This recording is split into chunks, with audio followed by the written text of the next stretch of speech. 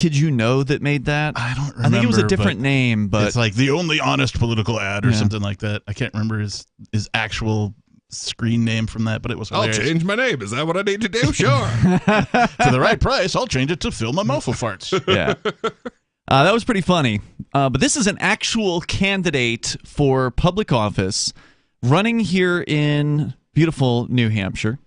All right, so you guys have seen this. I only heard a little bit of the audio from it, so I don't know what you're talking about. Yeah, the only reason you heard a little bit of the audio is I had to play it again just to make sure there wasn't any profanity in it, just because I thought there could be, given how fun we need to be FCC compliant here. This is. Yeah. But here is the advertisement for Jeremy Kauffman for U.S. Senate. He's a Libertarian candidate planning to be on the ballot here in New Hampshire. And usually Libertarian candidates aren't even worth talking about. I was going to say, doesn't the Libertarian Party usually just go find some out-of-work Republican and run him? Yeah, usually they're fairly unremarkable. In this case, he's doing something special. So here's his 2-minute-long spot. Picture this. Innocent people in the Middle East. They're having dinner. A bomb is dropped on their house, and they're all killed. What's the problem with this? It's being done by white men. I am Jeremy Kauffman, the Chief Diversity Officer at Halliburton and candidate for United States Senate. It is time to diversify the murderous military-industrial complex. We need to make the nukes gay. And that's why I'm running for office. Like my fellow Democrats and Republicans, I will support every war. I will support stealing billions of dollars from Americans to kill innocent people, but we are gonna make it so gay. It will go down. All right, I got to tell you about some of the imagery here. So it is amazing imagery. So throughout the first minute, there's a lot of war, imagery, a lot of bombs being dropped, bombs going off. And now that he's announced that he's going to make war gay, you've got an actual diamond-encrusted gas mask on the screen. There's plenty of. There was a scene of the White House with a rainbow sort of coloration of it. Instead of it being a White House, it's rainbow colored. And then they've got that. Do you remember the story about the super flaming TikToker that the White House hired to be their press intern or something like that? It was last year. You guys didn't see this one? It was pretty ridiculous. They brought this just total flamer from TikTok and made him their press secretary for a day or a week or something like that. And the dude made this whole video about it, and it was just very silly, right? The White House is so cool and so hip. Mm-hmm. And no. So they got an image of him on here. In the history books, we will say never have so many genders and so many races killed innocent people. Let's bomb Yemen. But let's make sure a rainbow of skin colors are dropping those bombs. These are going to be the gayest trans murders the United States has ever performed. That's what I stand for as the Chief Diversity Officer at Halliburton, and that's what I'll do once elected to the United States Senate. I'm Jeremy Kauffman, and I'm gay for this message. Yeah, I think that he should plan a follow-up to this commercial, except do it in the style of... I'm serious. Do it in the style of Fear Factor, right? But then have Joe Rogan actually Jeremy's. I don't know how big their campaign budget is, but whoever they hired to do this video was just top notch. I don't know who did it, but kudos to whoever their editor was. It sounds great. That's. I mean, at least somebody put some thought into it. Yeah, they really did. By the way, just for whatever it's worth, his campaign website, if you want to go and learn more about him, it's jeremy4nh.com. And in case you couldn't tell the tongue firmly planted in his cheek there... I'm serious. He's not actually working for Halliburton. That's not his real job. He's actually he's the CEO of Library, LBRY, which we've Great talked product. a lot about here on Free Talk Live over the years. It is where we're streaming over at their associated sister website, Odyssey, tonight. You can go to video.freetalklive.com and you can find our live stream and archives there. But Library is a decentralized media sharing protocol, and it allows you to upload basically any media that you want to the internet, and no one can take it down. And so this is a guy who's, he puts his money where his mouth is. He's actually somebody who works for decentralization through the world of blockchain to help protect freedom of speech. So that's what he really believes in, and I got to say I'm a big fan of what he's doing here. So Good. Kudos. We'll see. What happens. I enjoyed the ad immensely. He certainly kept things in the perspective of, well, at least the way I see it, right? The bombing of nations that doesn't continue regardless of party, and that type of thing. So. Yeah, you said something earlier too about what was it, the flaming guy at the White House? Some flaming TikTok guy. They're always doing these things. The White House, the feds, if you will. They're always doing these things that try and enhance their image. Sure, they've been hiring more than just that one TikToker. Yeah, They've got a whole bevy of them. Yeah, the amount of money they spend on production, and I mean cameras and sound and people running sound and running cameras and doing editing and that type of thing. If you ever, the next time there's a presidential speech, don't watch it for the president speaking. Watch it for everything around him. See how many teleprompters are on stage and on to his left and to his right, and how many microphones there are. Yeah, it can't get much more produced than it currently is. Yeah, there are Hollywood level people, makeup and effects and camera and all that kind of stuff that are employed by the federal government specifically just to do the presidential address and that type of thing. They make careers out of this kind of thing. So didn't they discover at some point during COVID that the White House has a fake I don't know if it's it's like a press conference or some sort of room that they've recreated or something where he can give speeches in several places. It's that same backdrop that see. It's the podium with the emblem on the front and some curtains and a couple of flags in the background. Yeah. And so what they do is they just recreate that room in multiple places so that whoever's after them, I guess, can't guess their physical location. I see. So I wanted to start with the Jeremy Kauffman ad just because it's hilarious and it's rare to actually see a political advertisement that actually has fun and doesn't really care what you think about it. And I forget who, I wish I could give credit to the person on social media who commented in this way, but someone on social media shared this and said, the only reason I'm sharing this video from a libertarian political candidate is because it gives the system as much respect as it deserves. And I love that viewpoint. I've always been of the perspective for many years that we should be laughing at these people. We should not take them seriously. They hate it when you laugh at them. Yeah, when I thought we were in a post-satire world, he brings us back from the brink. Yeah, and he nailed it as well. The number here is 603-283-6160. That's 603-283-6160. But on a serious note, bombs are dropping apparently in Yemen right now, and I know I think Peakless, you wanted to talk about it. So you've signed the Shire Society Declaration and are planning your move to New Hampshire to be around more liberty-oriented people. Next, sign up for the Shire Society Forum at forum.shiresociety.com. There are a bunch of people there who are already in the Shire, and they want to meet you. If you're already in the Shire physically, you should also come by the forums. Remember, not everyone uses Facebook. New people are signing up for the Shire Society Forum every month, so drop in and say hello at forum.shiresociety.com. After a devastating war, the alien visitors were driven back, and their willing human collaborators were left behind to face the music. When Emma Jean Anderson's ex-lover brings her from prison, Nathan Foster and his 14-year-old nephew Ben are tasked with bringing the pair to justice. An easy enough job until they discover something is inside Emma Jean, and the fate of the planet hangs in the balance. The Family Business by Mike Coopery from BaneBooks.com.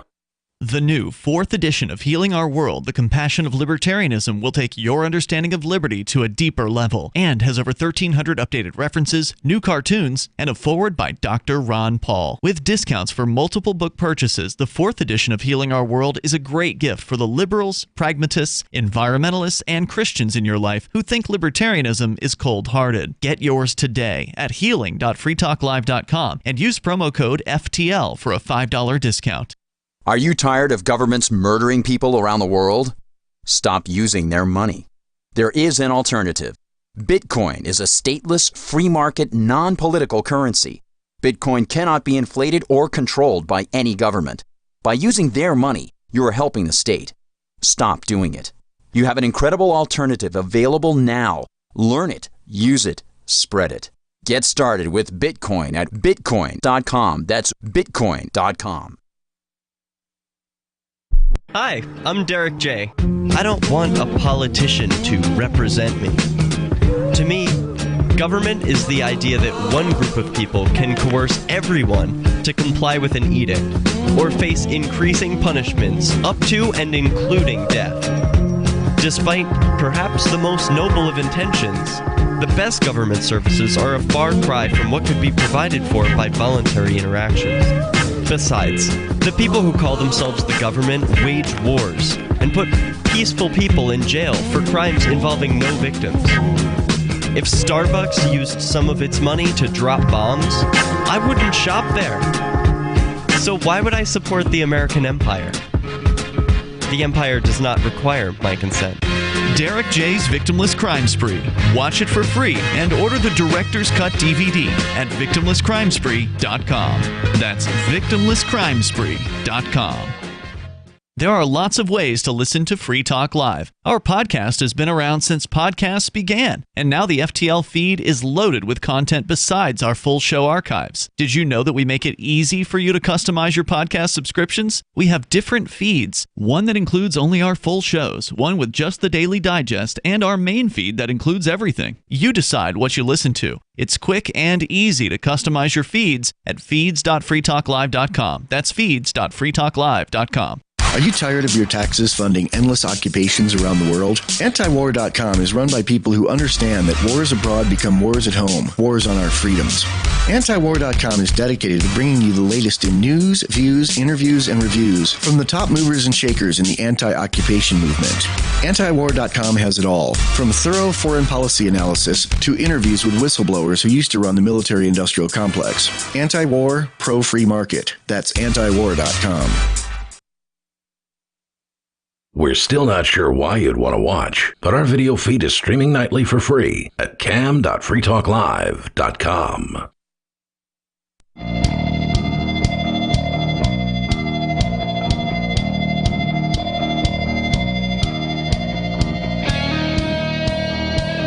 It is Free Talk Live, and the phones are open here. You can join us at 603-283-6160. That's 603-283-6160. Here in the studio tonight, it's Ian, Peakless Mountaineer, And the Reverend Captain Kickass. Live Saturday show. Phones open as always. You can join us online anytime you want at freetalklive.com. Archives go back for many years, and they are free to download at freetalklive.com. Plus, definitely want to tell you about Bitcoin.com, because if you're interested in learning about cryptocurrency like Bitcoin and Bitcoin Cash, well, there's no better time than now to get started. Just go over and click on Get Started at the top of the page at Bitcoin.com. You'll be taken to some introductory videos, and you'll get some of the basic concepts down. There are some new ideas here that if you're not familiar with, it's a good plan to become familiar with. There's a bit of a learning curve involved in this. At least there should be. You don't want to just jump into this blind. So click Get Started at the top of the page at Bitcoin.com and start learning about crypto, because this is a technology that is going to be with us for generations. It's not going to go away, I don't think. I can't tell you which one's going to be the top dog. I'm not going to make any predictions about who's going to win the race as far as cryptos are concerned. Bitcoin is the number one big boy right now. It's the one to beat. I think someday something will probably displace it, but well, in the words of Madonna, what. We are living in an Ethereum world, and I am an Ethereum girl. It's funny, but are you telling the truth? No. Okay. That's I posted that on Float the other day. I was like, here's a parody I will never write. Yeah. And it was that. Ethereum was interesting for its time, but it's kind of it's showing its cracks. I still like it as a use case. Better than the OG Bitcoin. Yeah. Bitcoin's cheaper than Ethereum. What do I use the most? By far, Bitcoin Cash. And when I say cheaper, I mean for transaction fees. Ethereum's way more expensive. Yeah, they implemented something BIP something or another, BIP 2030, I don't know, whatever it was. And that seems to what they're doing is they're purposefully burning Ethereum in an effort to reduce and it's worked. Whatever it is they did has worked, and now the fees aren't as high as they used to be, but they're still high. Not that Bitcoin's fees are low. They're a lot lower. From what I've seen in the statistics, a lot lower than Ethereum. Yeah, but for my transactions, by far, Bitcoin Cash is the leader. Get over to bitcoin.com to learn more about it. We're going to go into your phone calls, and then we'll talk about Yemen, because guess what no one's talking about as far as news media is concerned? Bombs are being dropped in Yemen right now, apparently. Where's all the outrage, you Ukrainian bastards? Yeah, how is the American government going to be boycotted or sanctioned by governments around the world? I just want to know if everybody on social media is going to change their picture to the colors of the Yemenis flag. Are we suddenly going to learn what the Yemenis flag looks like? Let's go to your phone calls first, though. Daniel's on the line in Lebanon, New Hampshire. You're on Free Talk Live. Daniel. Oh, wow. Guys, man, I tell you, this Lebanon Police Department is a real meanies. I was over at the Marriott Inn up there on the dry, it was called Dartmouth College Highway. I think it's 135, Route 135 out there. So I went into there, and I was been walking around all night. It was like, I don't know, probably 11 at night, or maybe it was even 1 in the morning. I can't remember. I walked in there, and they sell food there, so I bought some food, and the lady sold it to me. And I was eating the food, and then all of a sudden the police show up. I think the IT department watching on the cameras, and then they said, you have to go to the hospital. What? And I said, why? I know. It was like I couldn't get a room there. All the rooms are filled up, but I just bought some food there. A lady sold me some food. Her name was Sarah. And, and then he said, you have to go to the hospital. I said, no, I don't. I have my own free will. I'm going to keep walking after I eat this food. I'm homeless right now. Okay. So they dragged me to the hospital. I get dragged to the hospital by 2 cops. I think one of them was a fake cop, the Lebanon PD. I get Dartmouth Hitchcock Medical Center. I get hauled into there. Get this. I'm sitting there. They go through my bag. They take a bag of my materials. You know what I mean? I say they're legal. They say otherwise. They took them. We're going to test them. I said, well, that's my stuff. Don't take it. And then I got held down and shot up with sodium pentanol. I woke up the next morning. I could barely walk. Oh, my God. When did this happen to you? I think about a week ago, or I can't remember. So this was what they would call an involuntary commitment. Yes. I kept saying, I have free will, I have freedoms. You can't do this to me. Yeah, they accosted me, and then after I got out, I started walking around again, and I went to I had the Chinese restaurant over there in the Lebanon by the Lebanon Park over there, the Colburn Park, I believe it's called. I went and sat again, and I started, working on my exercises and things. And then they came up to me and said, you're crazy, or you didn't say crazy, but whatever, you're out of turn or whatever. And they did the same thing again. What kind of exercises were you doing in the Chinese restaurant? Just curious. No. I got out of the restaurant. I went and sat on went into the Colburn Park, and I sat on a bench. Okay. And I started doing pretending like I was on one of those exercise bikes, but just moving my legs, Okay. And then they just to clarify, is this the first time something like this has happened to you? Let me try to count the times. Oh my God, I get hauled away every time. Well, a lot. Enfield, New Hampshire. It started there. I got hauled. I took apart my own TV, and they said I was causing a domestic disturbance in Enfield. They hauled me over there, and I got shot up with sodium pentanol again. Here's what I want to know. When you get hit with one of these involuntary commitments, I don't know a whole lot about the process. I know they exist in basically every state. There's different statutes. They get called different things. I remember when I was living in Florida, it was called the Baker Act. So everybody calls it. They used it like a verb. You got Baker Acted or whatever. Are you able to find out who did this to you? Because usually it's like your mom or some loved one that says, my son, they call the police and they say, my son is crazy. I believe that he is going to harm himself or someone else. And those are the words that the police need to hear in order for them to come in and take your liberty from you and put you in essentially a crazy ward for up to 72 hours before you get a hearing in front of a judge, or you can, I believe. I'm not sure it's guaranteed. Either they cut you loose or you get a hearing in front of a judge, I think. So are you able to find out who it is that's responsible for doing this to you? Well, here's the thing. I mean, that first night, I didn't break I took apart my TV. I put a hole in the wall, but it was my bed. They put my bed on the wall, but I put a hole in it. So they said I was a domestic. They said I was endangering myself, which I'm not. And then so hold on, slow down a second here. You're inside. You're talking about this is your first time, not last week, but many weeks ago. My dad, but I'm 18 or 25 or 40 or whatever age. I'm over 18. Okay. But I'm just trying to understand the time frame here. So you were just telling us about the park and the hotel restaurant, but now you're talking about putting a bed frame through a wall. This is at No. When was this one? This was I guess about 2.5 weeks ago. I guess this all started. But 2.5 weeks. So hold on, just slow down. I got more questions for you. I know you got a lot to say, but I was just trying to understand, get you to paint the picture clear. I know you've got a lot going on. So the first time this happened over the bed frame, are you in an apartment or do you live in a house? I live in my father's house. I'm the one that manages the budgets and everything. I'm like the smartest guy in the house. Is it possible that your father called the police on you that night? Yeah, he did. But what happened was my wife put our bed in the house. It's hidden in the house, and I know it's there. So I'm so mad because no one's telling me that my bed is built into the wall. So you got angry. You got angry over that. Well, it's my bed, and no one's telling me why. Sure. No, I got you. I'm gonna hang on to him and see. Stand by, Daniel. We'll bring you back here in just a moment. I don't know if we can give him any helpful suggestions here. I don't know if you guys have been through anything like this before. More coming up.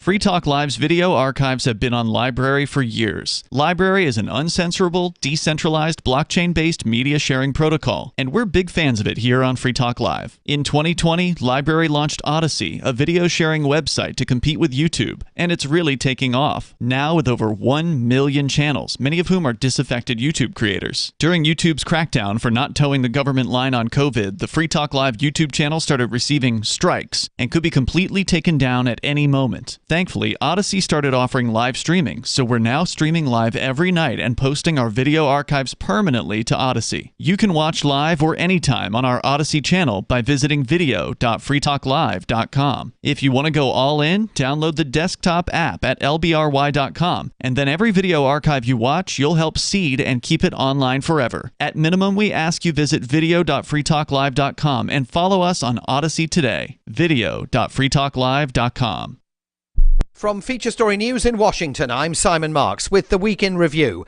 And the week ended with President Biden wrapping up his trip to Europe by visiting American troops and humanitarian workers near the Polish border with Ukraine.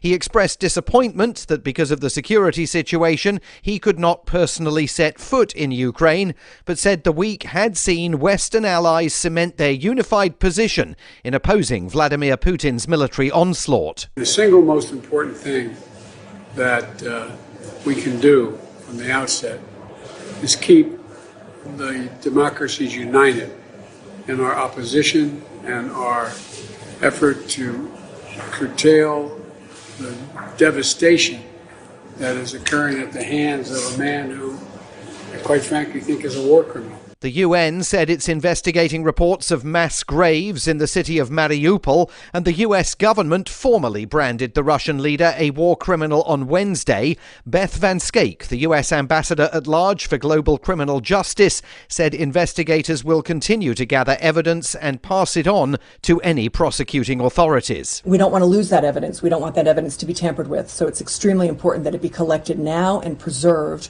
with an eye towards future accountability. It's unclear where Russia's military campaign is heading next, amid widespread evidence that its advance is being pushed back by Ukrainian forces and that the Russians have sustained heavy losses. The Ministry of Defense in Moscow claimed it is shifting efforts to focus on eastern Ukraine in a bid to cement the independence of the regions of Donetsk and Luhansk.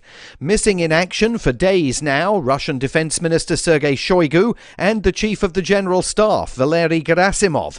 On Wednesday night, Ukrainian President President Volodymyr Zelensky marked the 1-month anniversary of Russia's invasion of his country. Russia is trying to defeat the freedom of all people in Europe, of all the people in the world. It tries to show that only crude and cruel force matters. The week's other developments. Britain's P&O Ferries had a very rough few days after firing 800 staff without warning. Its CEO, Peter Hebblethwaite, was hauled over the coals by lawmakers. There's absolutely no doubt that we were required to consult with the unions. We chose not to do that because we believe... You chose to break the law? Because we chose not to consult, and we will will compensate everybody in full for that. On Friday, the government said he should resign. Madeleine Albright, the first woman to serve as Secretary of State, died of cancer at the age of 84. She was an ardent advocate of NATO expansion in Bill Clinton's presidency, and only last month, in her last published article, warned the world of the dangers of Russia's ambitions towards Ukraine. From bureaus worldwide, this is FSN. You can help spread the ideas of liberty with our Patreon for just $5 per month at amps.freetalklive.com.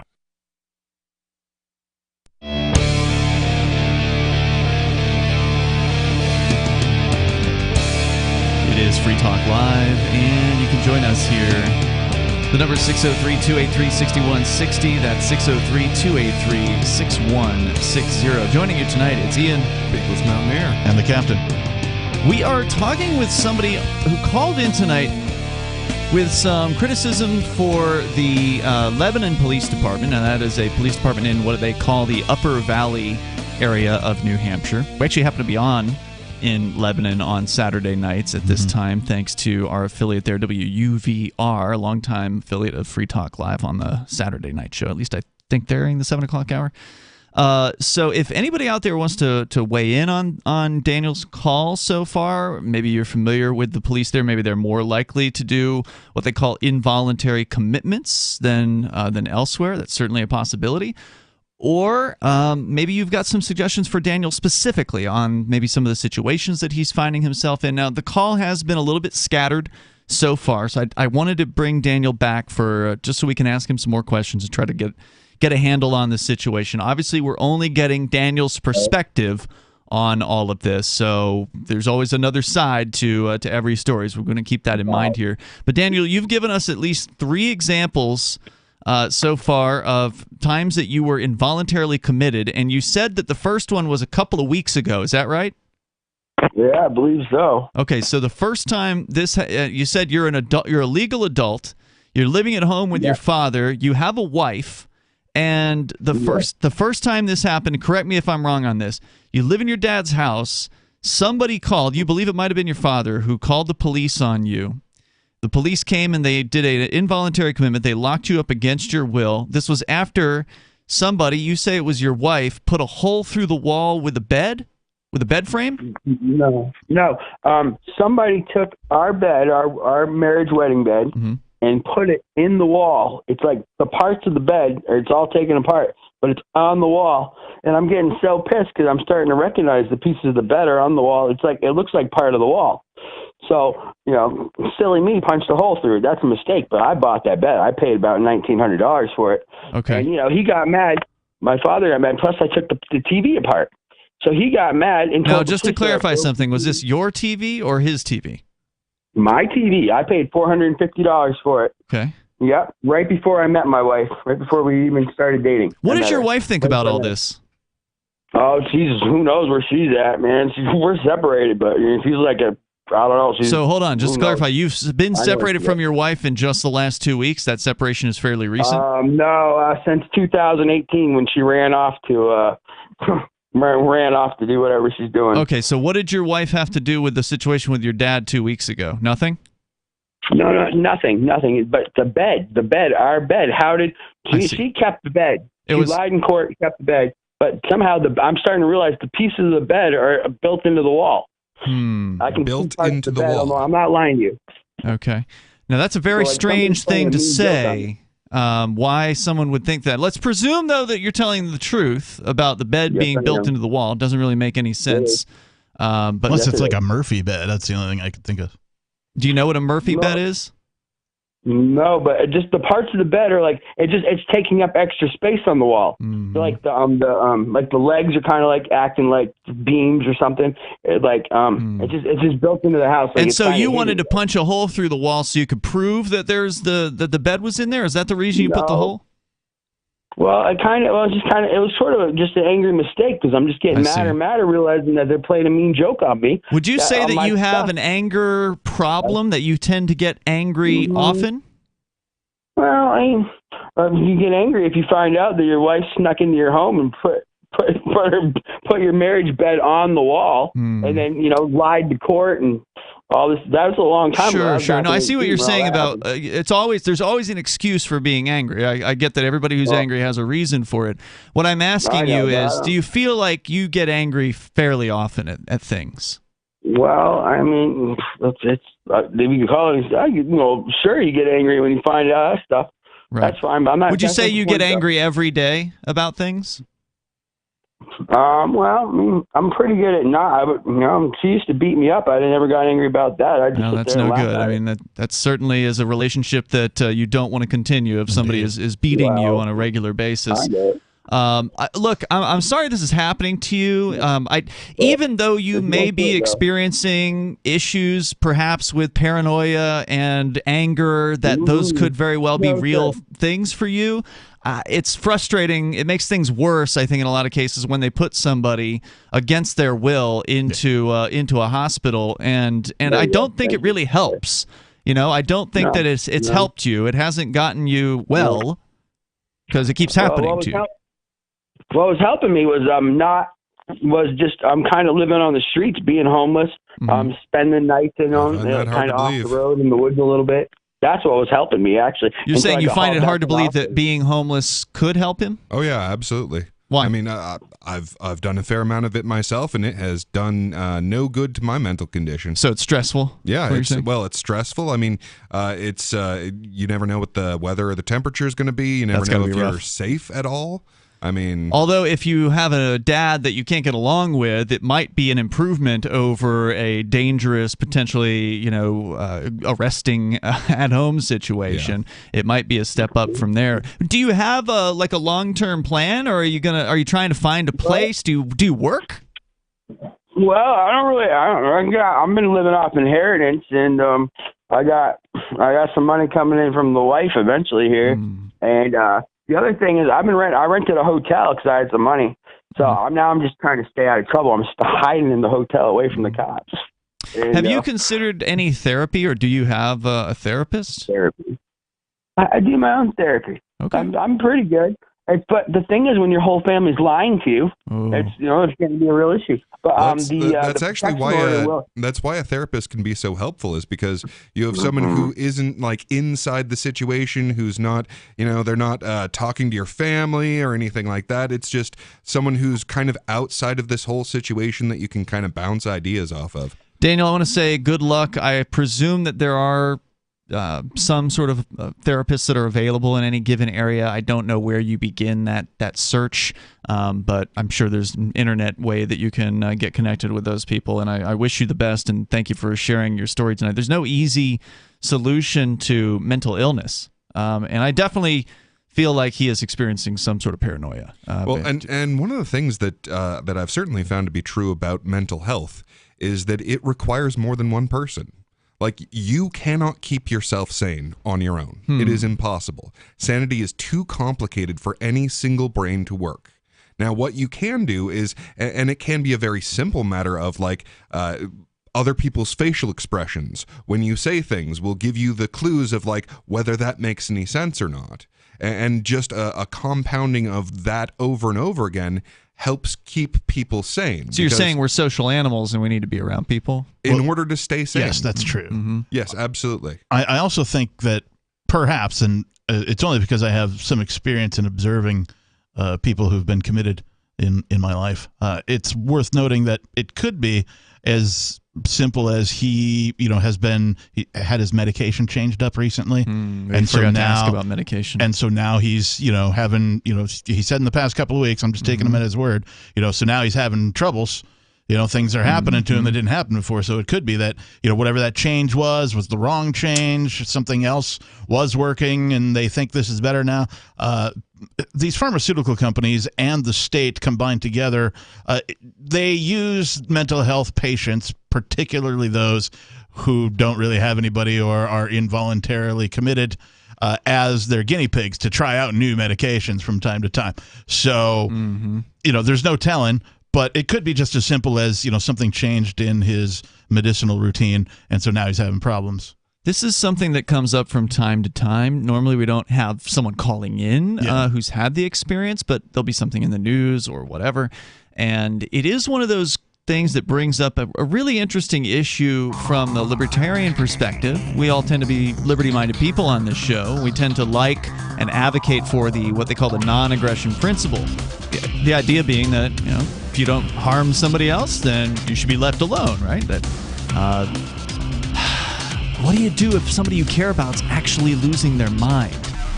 There are only so many options, and sometimes you have to violate that principle. Now, I want to talk about that coming up. It's Free Talk Live. On Free Talk Live, we're bringing people to the ideas of liberty every day. From wrestling superstars like Glenn Jacobs. You guys really are having an impact, I believe. Like I said, a lot of where I am now is due to listening to Free Talk Live. You changed my mind on some very important issues years ago. To random people tuning in on the radio. I was kind of stuck in the left-right paradigm. I heard your show by chance on a Saturday night.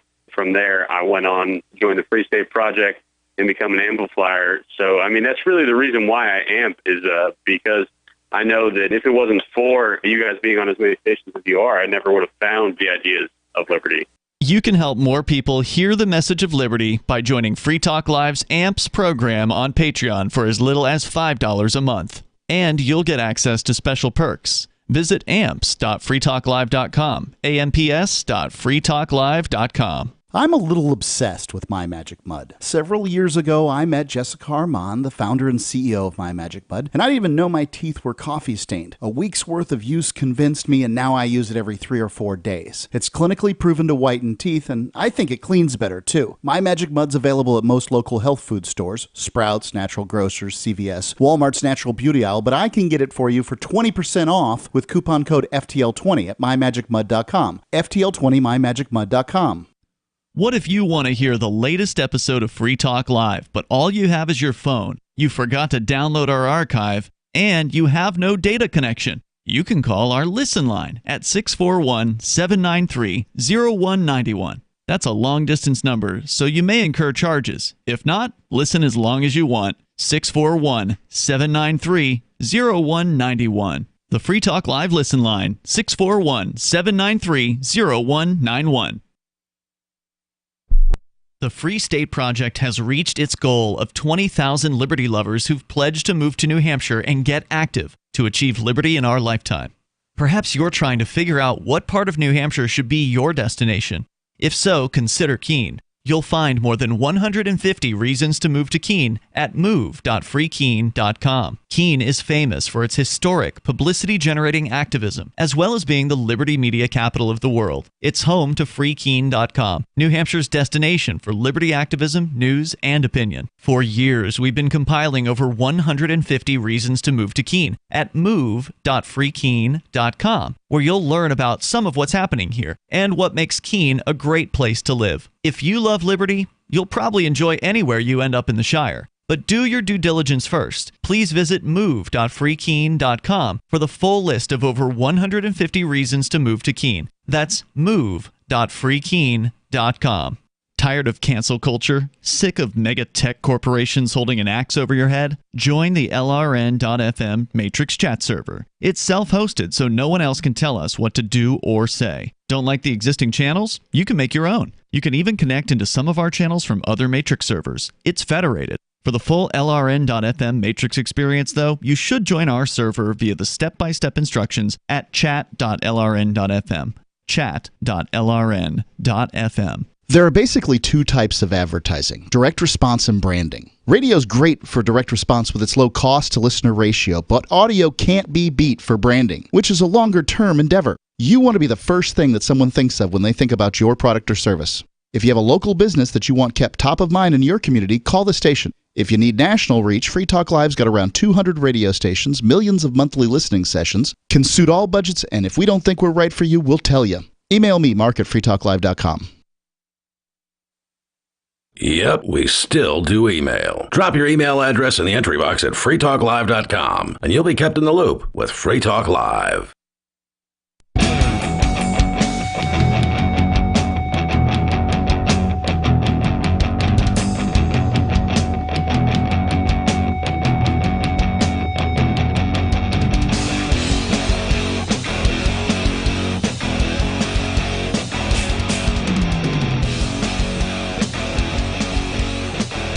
Free Talk Live, phones open here at 603-283-6160. That's 603-283-6160. With you in the studio tonight, you've got Ian. Beakless Mountaineer. And the Lord Reverend Dr. Captain Kickass Esquire, if you will. We're going to continue with your phone calls in just a moment, but I do want to talk a little bit further about Daniel's call. Yes. He called in from the Upper Valley of New Hampshire. He's been involuntarily committed a few times, it sounds like, in just the last couple of weeks.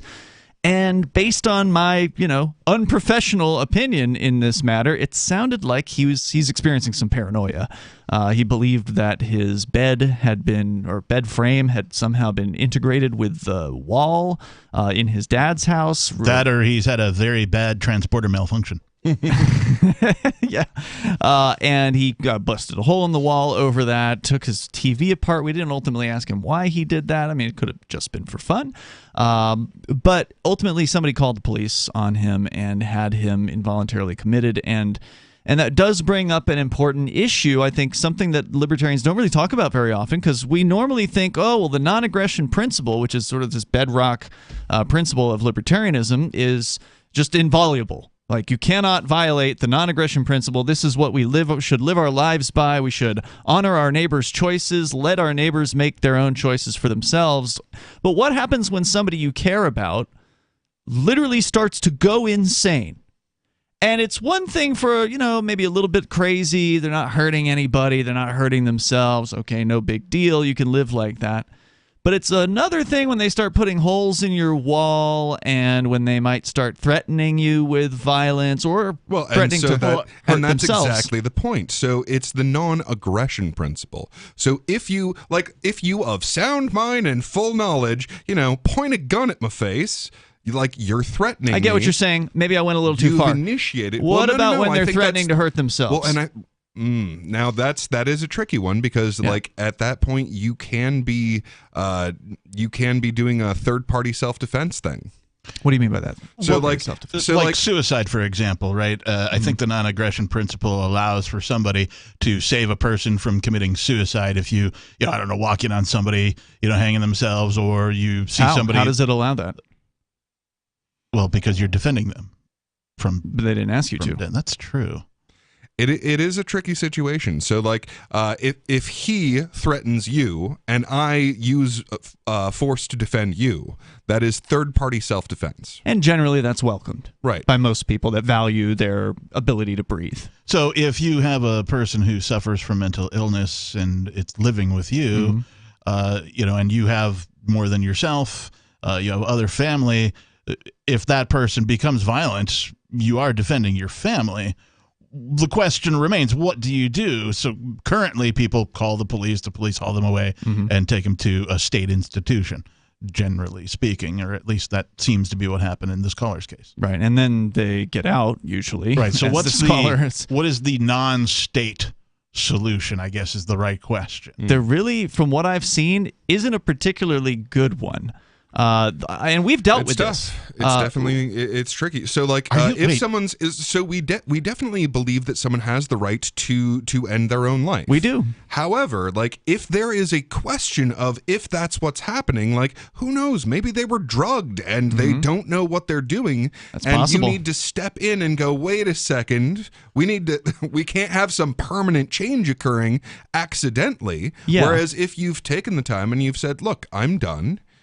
I've I've done all of my affairs. I've said my goodbyes. I've made it clear to the people around me that this is what I'm doing.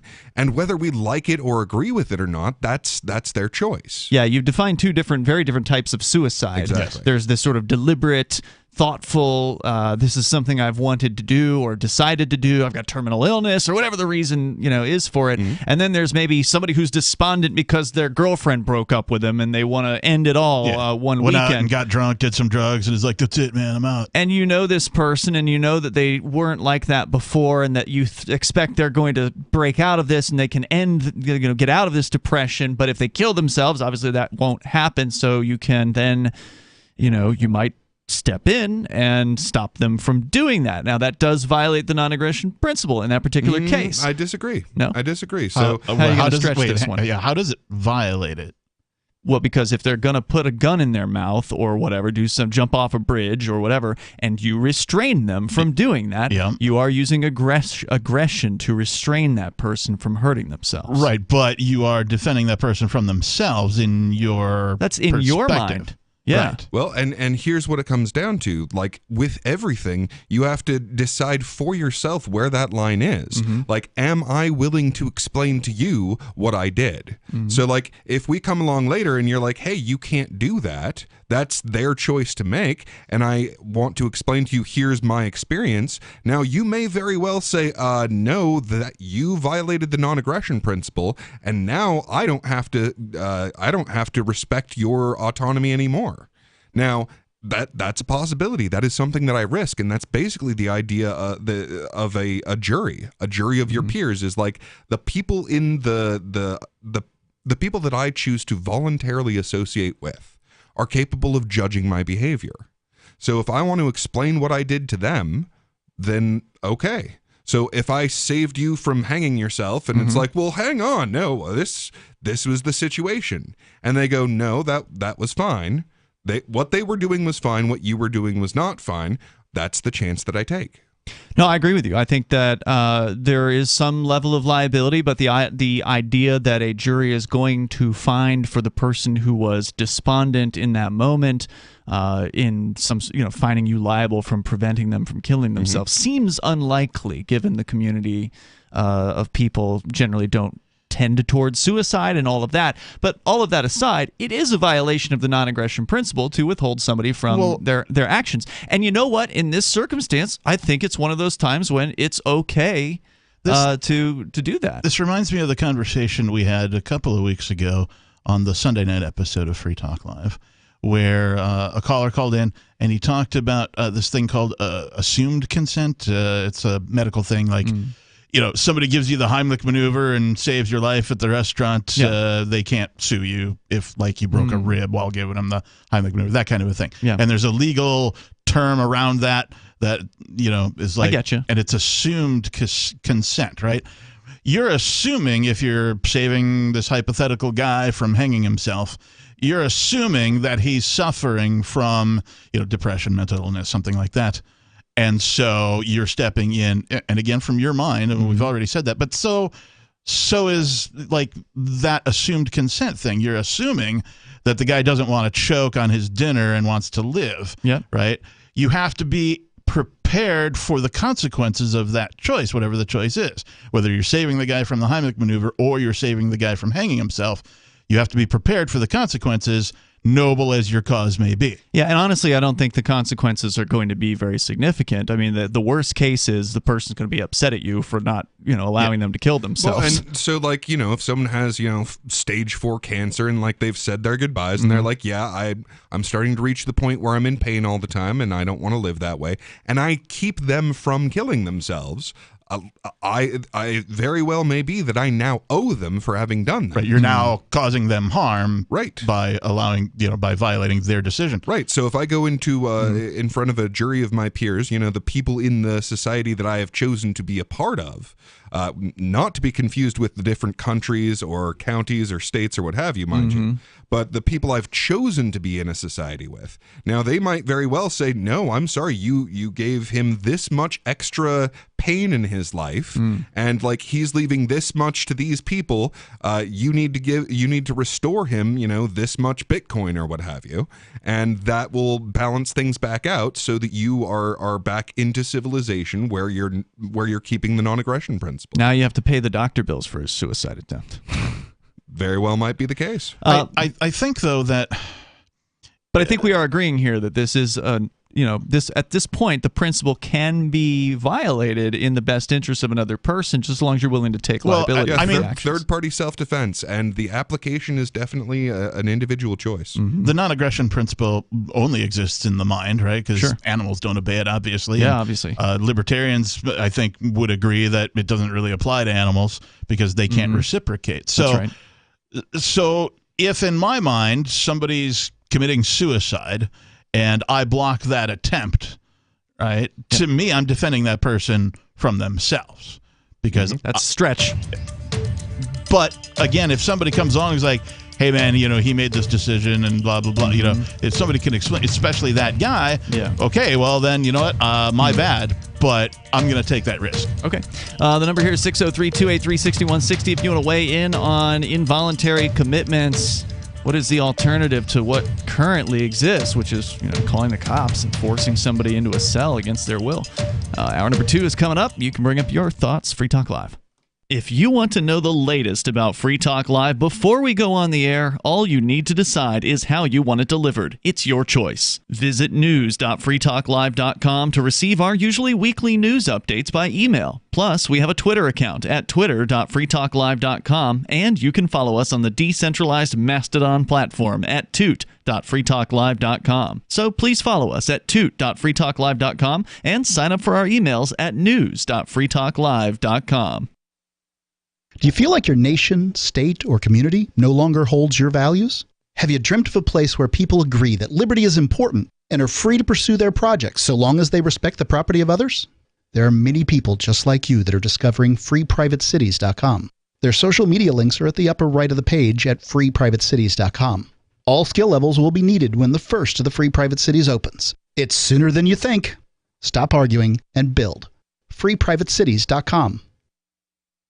Looking for a great real estate investment? Consider New Hampshire, which is ground zero for the Liberty Movement. Your first call should be to Mark Worden from Porcupine Real Estate. He's more than just a real estate agent. He's your New Hampshire concierge. Where are the best places to live? Do you want farm, city, the burbs, or forest? Do you want a duplex or multifamily building so that renters pay your mortgage? There are homes in all price ranges in New Hampshire, and Mark can help with financing too. Invest in liberty and property. Mark Worden can help. PorcupineRealEstate.com. There are lots of ways to listen to Free Talk Live. Our podcast has been around since podcasts began, and now the FTL feed is loaded with content besides our full show archives. Did you know that we make it easy for you to customize your podcast subscriptions? We have different feeds, one that includes only our full shows, one with just the Daily Digest, and our main feed that includes everything. You decide what you listen to. It's quick and easy to customize your feeds at feeds.freetalklive.com. That's feeds.freetalklive.com. You're listening to the live edition of Free Talk Live. Hour number 2 is next after the news here on the Liberty Radio Network at LRN.FM. From Feature Story News in Washington, I'm Simon Marks with the Week in Review. And the week ended with President Biden wrapping up his trip to Europe by visiting American troops and humanitarian workers near the Polish border with Ukraine.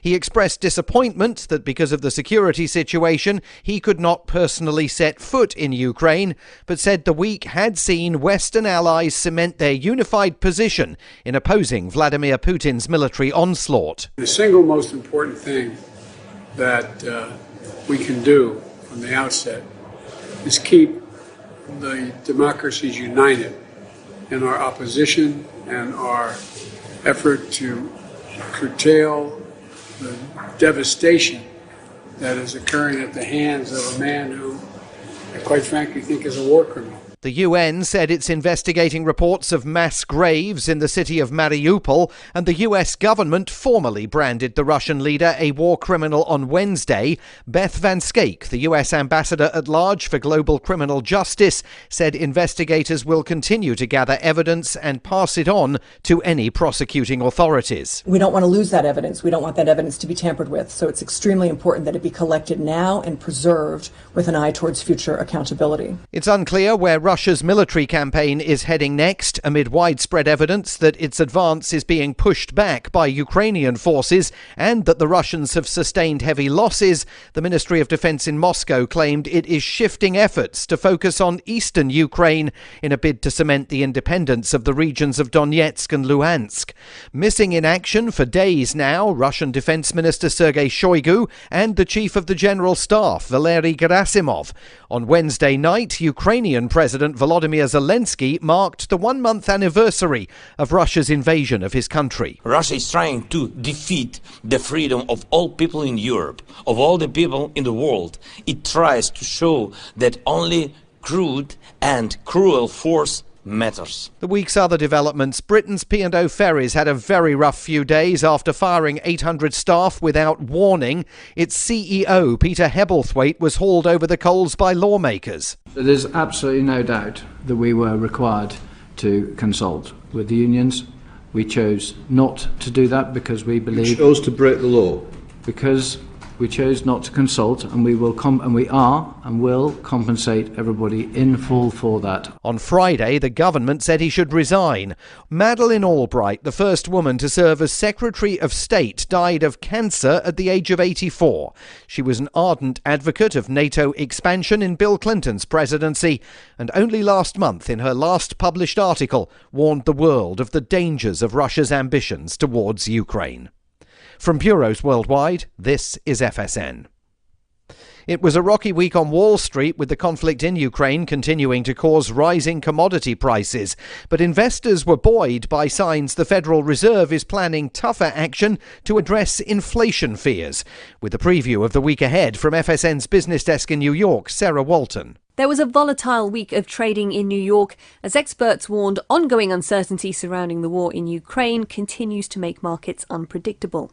But the S&P finished up for a second consecutive week, and the 10-year US Treasury yield hit a 2-year high on Friday. Analysts say investors were reacting to comments made by the Federal Reserve Chairman Jerome Powell earlier in the week, suggesting the central bank could take even more aggressive action to address soaring inflation. Meanwhile, oil prices fell on Friday after the US announced an agreement to increase shipments of liquefied natural gas to Europe to help EU countries ease their reliance on fuel from Russia. For the first time in almost 2 years, air pollution in London was decreed to have hit the high watermark. FSN's Sally Patterson covered that story from our London bureau. London is being hit by pollution from the continent, alongside a build-up of local emissions, according to the mayor. Sadiq Khan called the toxic air extremely dangerous and urged people to play their part in protecting the vulnerable. Mr. Khan implemented a high air pollution alert across the capital until Thursday, a decision informed by data from a research group at Imperial College London. Londoners are being asked to walk, cycle or take public transport and avoid burning wood or garden waste. Experts say people with asthma may need to use their inhaler more often, and older people are advised to reduce physical exertion. In the week ahead, we'll see just how serious Russian military officials are about recalibrating their assault on Ukraine. OPEC leaders meet virtually to discuss oil production, and Singapore's Prime Minister will be a guest at the White House. And that is the Week in Review from Feature Story News. Simon Marks reporting.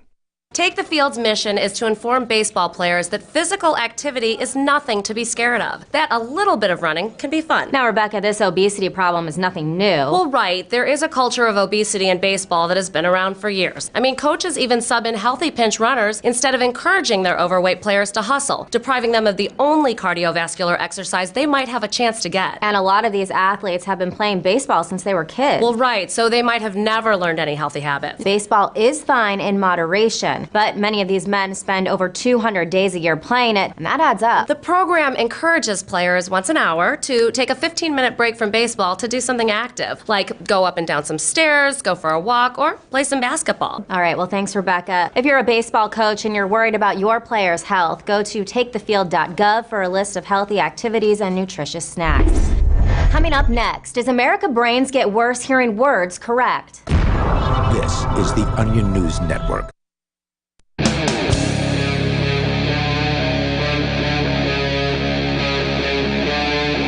Free Talk Live. Free Talk Live. We are kicking off the second hour here of this live Saturday show. The phones are open if you want to join us on the way. We can talk about how to bully-proof your kids. Or at least we might be critical of this. I'm not sure what the opinions are. Do I have ulterior motives? We'll get into that story.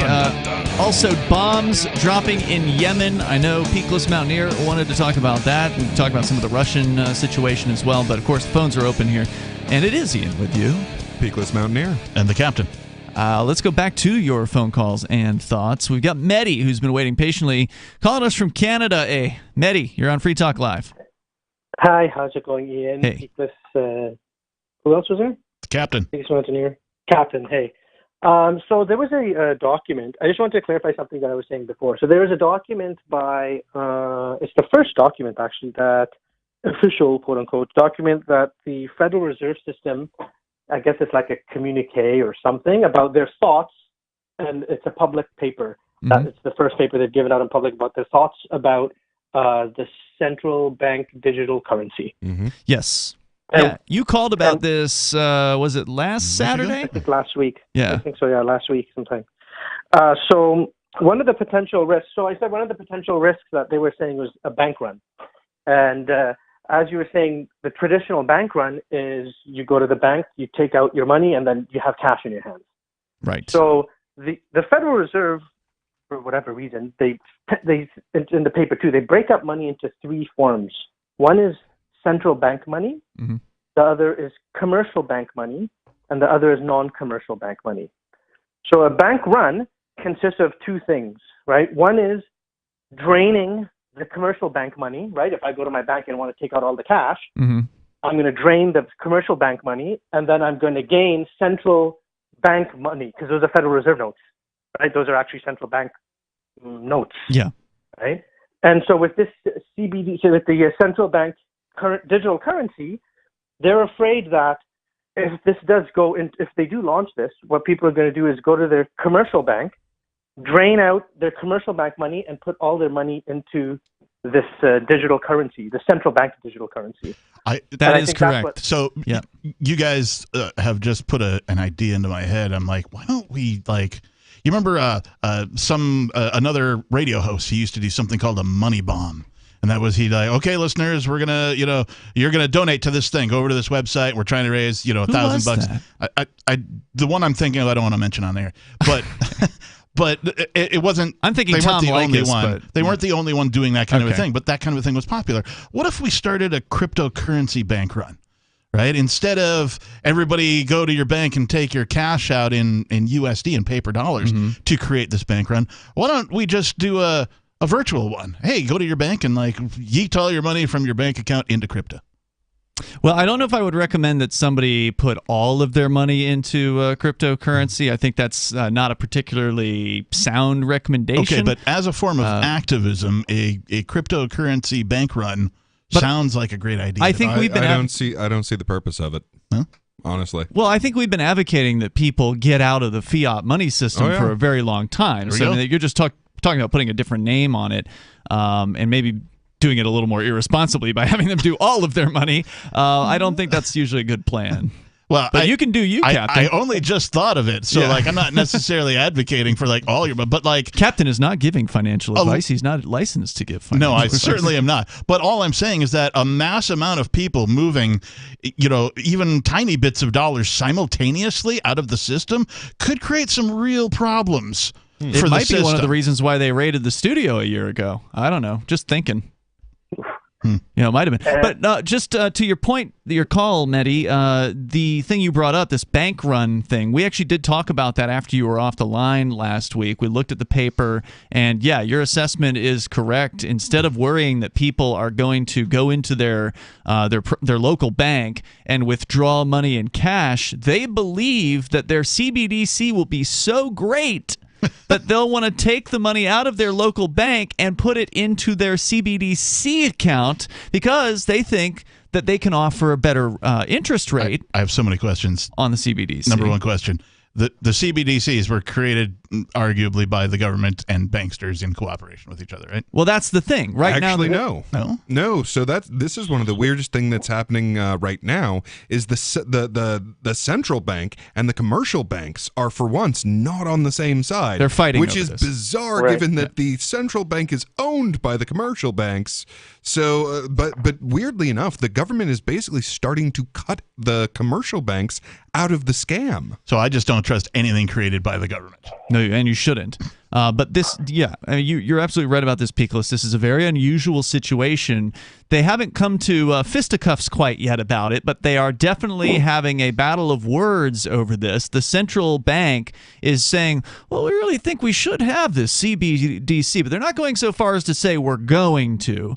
What they're saying is, we really do want the other banks to be on board. So what can we do to get you guys to support this? Because if we do it and you don't agree with it, that's going to be bad because, you're our buddies and we don't want to piss you off. So what can we do? So one of the things... hate to force you at the point of a gun to accept this. Yeah, I mean, they've always done their bid. But we'd rather not. You've always done our bidding, little guys, and, we don't want to kill you overnight. So... they're going to kill them off long term, and they want to come up with some sort of way to do this that can get the other banks on board. And that's why they were saying that in order to prevent a quote-unquote bank run, this sort of reverse bank run where basically they believe money's going to move from the banking system into the central bank system, which seems absurd, but then again, they believe that they could make that happen with a nice interest rate. And it wouldn't be hard to beat the existing bank's interest rates. And it's a central bank, so they can just set the interest rate at whatever they want. If they want it to be 5%, if they want it to be 1%, and 1% is probably 10 times what you would get. 1,000,000%. It's the central bank. What are you going to do? Tell them now? So they said, well, we could just do without interest. And that would make it less likely for people to want to move all of their money into the central bank digital currency. So they haven't figured this out yet. It would make me so happy if this thing that they created that's supposed to be, their answer to cryptocurrency or whatever it is, just totally failed. And that'd be great. Yeah, I'd be like, oh, sweet. Something the government had a hand in building. Failed again. Who could have known? Unfortunately, they have the ability to force people to accept it. But Mehdi, what else did you have to say about it? And as far as collaboration is concerned, it's MIT seems to be collaborating with Canada, as you said last week. That's right. Something with the Canadian. And there's also Federal Reserve Bank of Boston and MIT collaboration in a project called Project Hamilton. That's correct. Yeah, they've come up with some code. They've open sourced it, and they've invited people to come look at our code. This is our CBDC idea. So that's where they're at right now. Mm. Yeah, and you can make a wallet like they have. I don't know how to run codes and stuff. I saw it on GitHub. GitHub, So they had a code. They had a thing how you can actually download the stuff and then create a wallet, and you can test it one wallet to the other and stuff like that. I mean, oh wow, I didn't know it had gone that far. That's interesting. Yeah, so they have all of that there too. I don't know if any of you guys are into coding and stuff, but they have a thing there where you can. If I were, I wouldn't want to spend time on a government code. But Vin Armani did look, or the artist formerly known as Vin Armani, he now calls himself Cyprian. He did get the code and he did look at it, and he said it's exactly what you think it is. This is the Bitcoin's evil brother. Mm-hmm. Although, as an activist, a person certainly could go and download whatever it is and look at it and submit a whole bunch of bugs that, are wrong or, would otherwise, be detrimental to the product. I guess as a form of activism, somebody could do that. Yeah, and they did something where they wanted to test it, and the testing, they said, exceeded expectations, achieving 1.7 million transactions per second. Yeah, that's 99% settlement finality under 2 seconds. But they said that The experiment found, it says here, however, the experiment found that distributed ledger technology would not achieve its stated objectives because the project assumed the platform would be administered by a central actor. Yeah, So it's maybe a to get central this thing to bank digital 1.7 currency. Right, yeah, it's a million- central database. So 1.7 million transactions a second is completely doable. You're just editing a database on a server somewhere, so it's no problem. Although the test did result in a higher throughput than, say, Visa currently has, so it is a lot of transactions, and it is under their total control. And that's the whole idea, that they don't need another copy somewhere else. They're going to have it in their house, and that's it. Mehdi, thanks for the call tonight. I appreciate it. We'll keep an eye on the CBDC concept as it unfortunately likely develops. So you've signed the Shire Society Declaration and are planning your move to New Hampshire to be around more liberty-oriented people. Next, sign up for the Shire Society Forum at forum.shiresociety.com. There are a bunch of people there who are already in the Shire, and they want to meet you. If you're already in the Shire physically, you should also come by the forums. Remember, not everyone uses Facebook. New people are signing up for the Shire Society Forum every month, so drop in and say hello at forum.shiresociety.com. When a lunar observatory detects a radio broadcast originating from Proxima Centauri, the nations of Earth discover their first contact with an alien race may also be their last. With the Proximans facing an extinction-level disaster, Earth must choose between sending a ship on a multi-year journey or allowing nature to take its course. Saving Proxima, a hard science fiction thriller by Travis S. Taylor and Les Johnson from BaneBooks.com. The new 4th edition of Healing Our World, The Compassion of Libertarianism, will take your understanding of liberty to a deeper level and has over 1,300 updated references, new cartoons, and a foreword by Dr. Ron Paul. With discounts for multiple book purchases, the 4th edition of Healing Our World is a great gift for the liberals, pragmatists, environmentalists, and Christians in your life who think libertarianism is cold-hearted. Get yours today at healing.freetalklive.com and use promo code FTL for a $5 discount. Are you tired of governments murdering people around the world? Stop using their money. There is an alternative. Bitcoin is a stateless, free market, non-political currency. Bitcoin cannot be inflated or controlled by any government. By using their money, you're helping the state. Stop doing it. You have an incredible alternative available now. Learn it, use it, spread it. Get started with Bitcoin at bitcoin.com. That's bitcoin.com. This is Michael Dean from the Freedom Fiends. I've run websites since 1996 and have used over a dozen web hosts in that time. AgristHosting.com is the only one that hasn't broken my heart. Agrist Hosting's uptime and service is stellar, and their DDoS mitigation is the best I've seen. That's important because if you tell the truth in this world, you'll ruffle feathers. And some people will try dirty tricks to silence your voice. No matter what the haters hit us with, Agrist Hosting keeps our websites online. If you have a mission-critical commercial presence or a world-changing activism site, you cannot tolerate any skullduggery. So go with AgristHosting.com. Have a WordPress or blog site, but you're not satisfied with performance or uptime? Or just want raw hosting? Want to pay with Bitcoin? Agrist Hosting specializes in high-performance hosting with personalized service. Go to AgristHosting.com and click on the button that says Get Hosted. That's AgristHosting.com. What if you want to hear the latest episode of Free Talk Live, but all you have is your phone, you forgot to download our archive, and you have no data connection? You can call our Listen line at 641-793-0191. That's a long-distance number, so you may incur charges. If not, listen as long as you want. 641-793-0191. The Free Talk Live Listen line, 641-793-0191. How many lawyers does it take to change a light bulb? None. They'd rather keep their clients in the dark. There are too many lawyer jokes to count. However, there are some lawyers with more noble intentions. At the Institute for Justice, we bring the light to our clients. We are a non-profit public interest law firm with clear values and principles. At IJ, we fight for those whose most basic rights are denied by the government. Visit our website today at ij.org.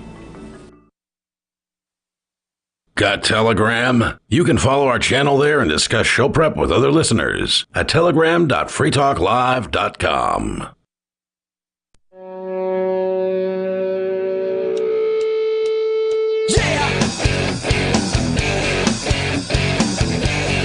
Free Talk Live, and you can join us here. And you can bring up whatever's on your mind at 603-283-6160. That's 603-283-6160. We're going to get into the Yemen situation on the way here, and also, is the Russian bank going to start backing their currency with gold? I am skeptical of this claim, but I know, Peakless, you wanted to talk about it. I love the news about them going to accept some crypto for their oil, apparently. They did say they'd be willing to accept Bitcoin Bitcoin for oil or gas, which is very interesting. We talked about that last night. Just think about that for a moment, listeners. Bitcoin specifically, might be able to buy you some oil from Russia, in which the United States government has said, we're going to boycott, or whatever their term is for it. Right? Sanction, thank you. The thing they didn't clarify, and I did look closer at the story we read last night, and they even say later on in the story that it's not clear. They didn't clarify from whom they will accept Bitcoin.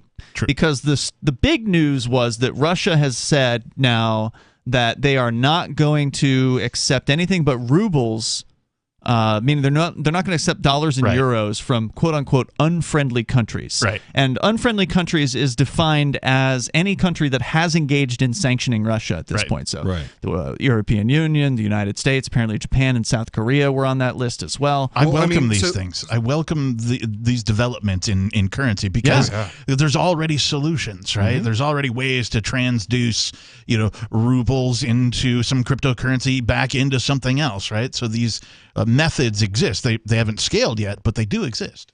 Yeah, so I mean, to me, it's kind of amazing that they haven't cut off Europe from their oil in the first place, because Europe imports the majority of its oil. 40% at least, yeah. No, the majority. It's like 57% if you go throughout Europe. I saw 40 Europe. to 50 the other day, but whatever, yeah.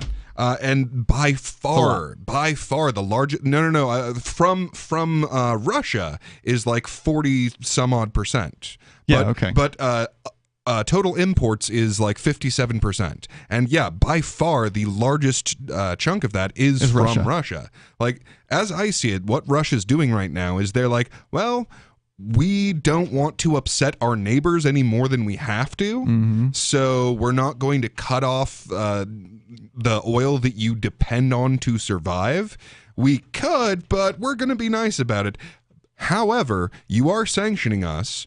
And if you're going to sanction us, then we're going to say, okay, you want to depend on our oil? Then prop up our currency that we were going to prop up with our foreign exchange that you told us we're not allowed to get anymore. So the 600 and I forget, is like 650, 670, whatever it is, $1 billion that suddenly they're not allowed to access of their own money. Right. Because it's blocked in the banks. Right. That they were going to use to prop up the ruble. Okay, you don't want to let us prop up our money? Okay, you do it. Weren't they also going to use some of it to make like a debt payment as well, like a national? They owe money to the IMF Government or something pay a like debt? that. Come on, man. Yeah. Let's be real. And then they had to dig into their rubles basically in order to do it. It was inconvenient. It wouldn't surprise me. So yeah, the European Union, the United States are basically screwing the Russian people, because it's always the people that suffer the most under sanctions.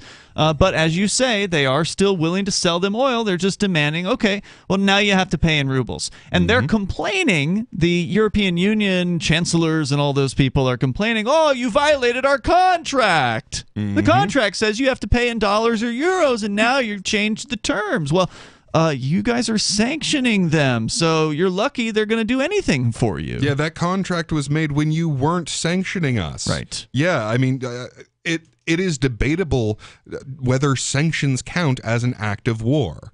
Either way, they are certainly a very aggressive act. Like you are stopping peaceful people from voluntarily trading with each other. Right. That's what you're doing. Well, the Russian government isn't peaceful. Well, granted, and neither is the European Union. I mean, in theory, you're targeting these non-peaceful actors, but as we just pointed out, it's not. Putin doesn't suffer from this.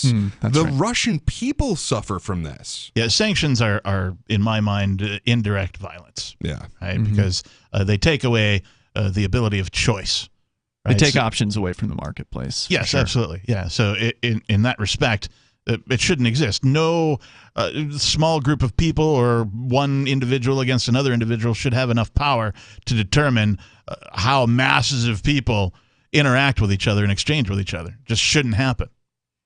You had something also, Peakless, that's related to this. There's some sort of story about the Russian government saying they're going to buy more gold, and there's someone has extrapolated that, maybe it's you, to say that means that the Russian ruble is going to be gold backed. That is my backed. interpretation of this event. So, I mean, hold on, let me bring that up for you here. While you're doing that, nothing would make me happier than to see more currencies backed by something, especially state-based currencies. You mean one currency? As far as I know, there's no state-based currency backed by anything. Yeah, so anywhere for it to be backed by something technically would be an improvement.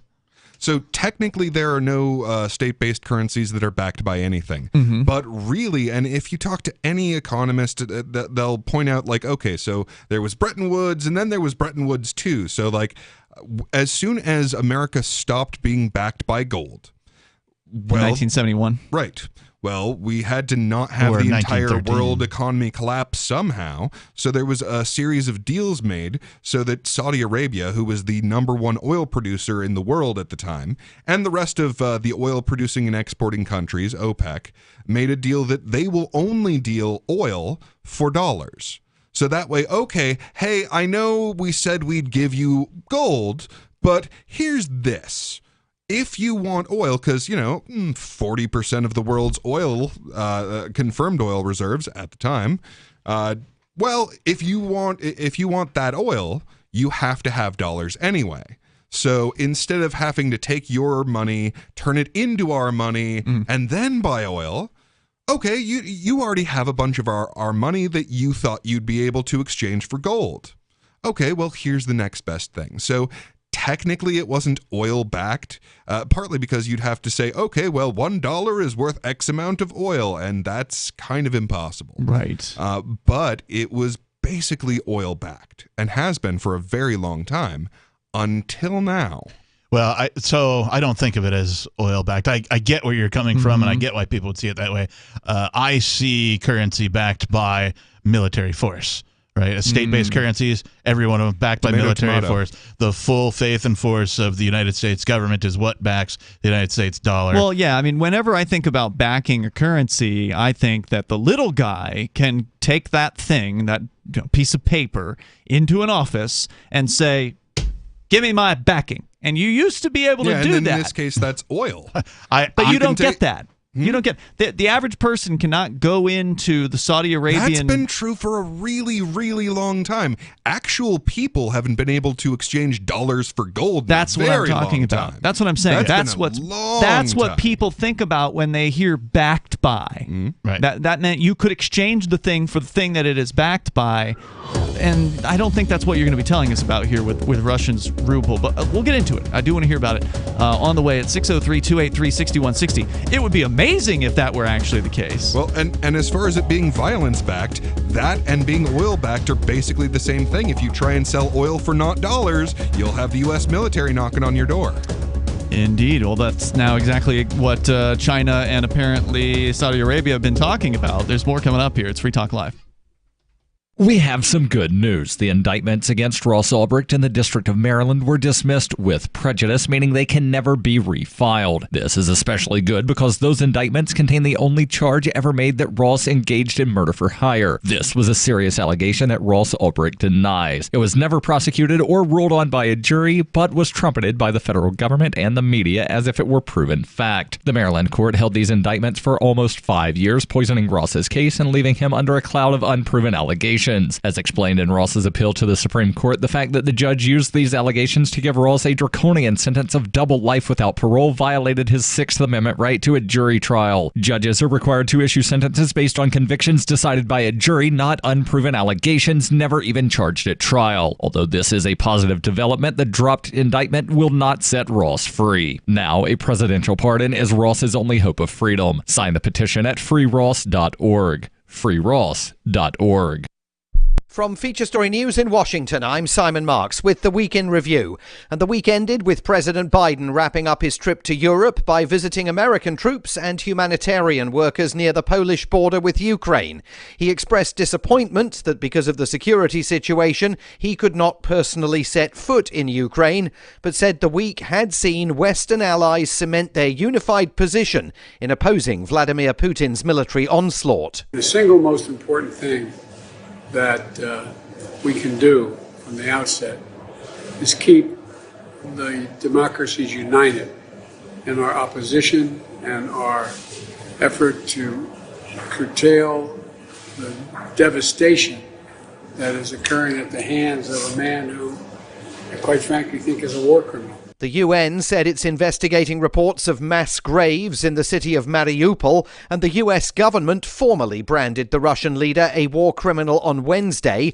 Beth Van Schaik, the US ambassador at large for global criminal justice, said investigators will continue to gather evidence and pass it on to any prosecuting authorities. We don't want to lose that evidence. We don't want that evidence to be tampered with. So it's extremely important that it be collected now and preserved with an eye towards future accountability. It's unclear where Russia's military campaign is heading next, amid widespread evidence that its advance is being pushed back by Ukrainian forces and that the Russians have sustained heavy losses. The Ministry of Defense in Moscow claimed it is shifting efforts to focus on eastern Ukraine in a bid to cement the independence of the regions of Donetsk and Luhansk. Missing in action for days now, Russian Defense Minister Sergei Shoigu and the Chief of the General Staff, Valery Gerasimov. On Wednesday night, Ukrainian President Volodymyr Zelensky marked the 1-month anniversary of Russia's invasion of his country. Russia is trying to defeat the freedom of all people in Europe, of all the people in the world. It tries to show that only crude and cruel force matters. The week's other developments. Britain's P&O Ferries had a very rough few days after firing 800 staff without warning. Its CEO, Peter Hebblethwaite, was hauled over the coals by lawmakers. There's absolutely no doubt that we were required to consult with the unions. We chose not to do that because we believe... You chose to break the law? Because we chose not to consult, and we will will compensate everybody in full for that. On Friday, the government said he should resign. Madeleine Albright, the first woman to serve as Secretary of State, died of cancer at the age of 84. She was an ardent advocate of NATO expansion in Bill Clinton's presidency, and only last month, in her last published article, warned the world of the dangers of Russia's ambitions towards Ukraine. From bureaus worldwide, this is FSN. Our Matrix server is about as free as internet chat can be. Join the existing rooms or create your own at chat.freetalklive.com.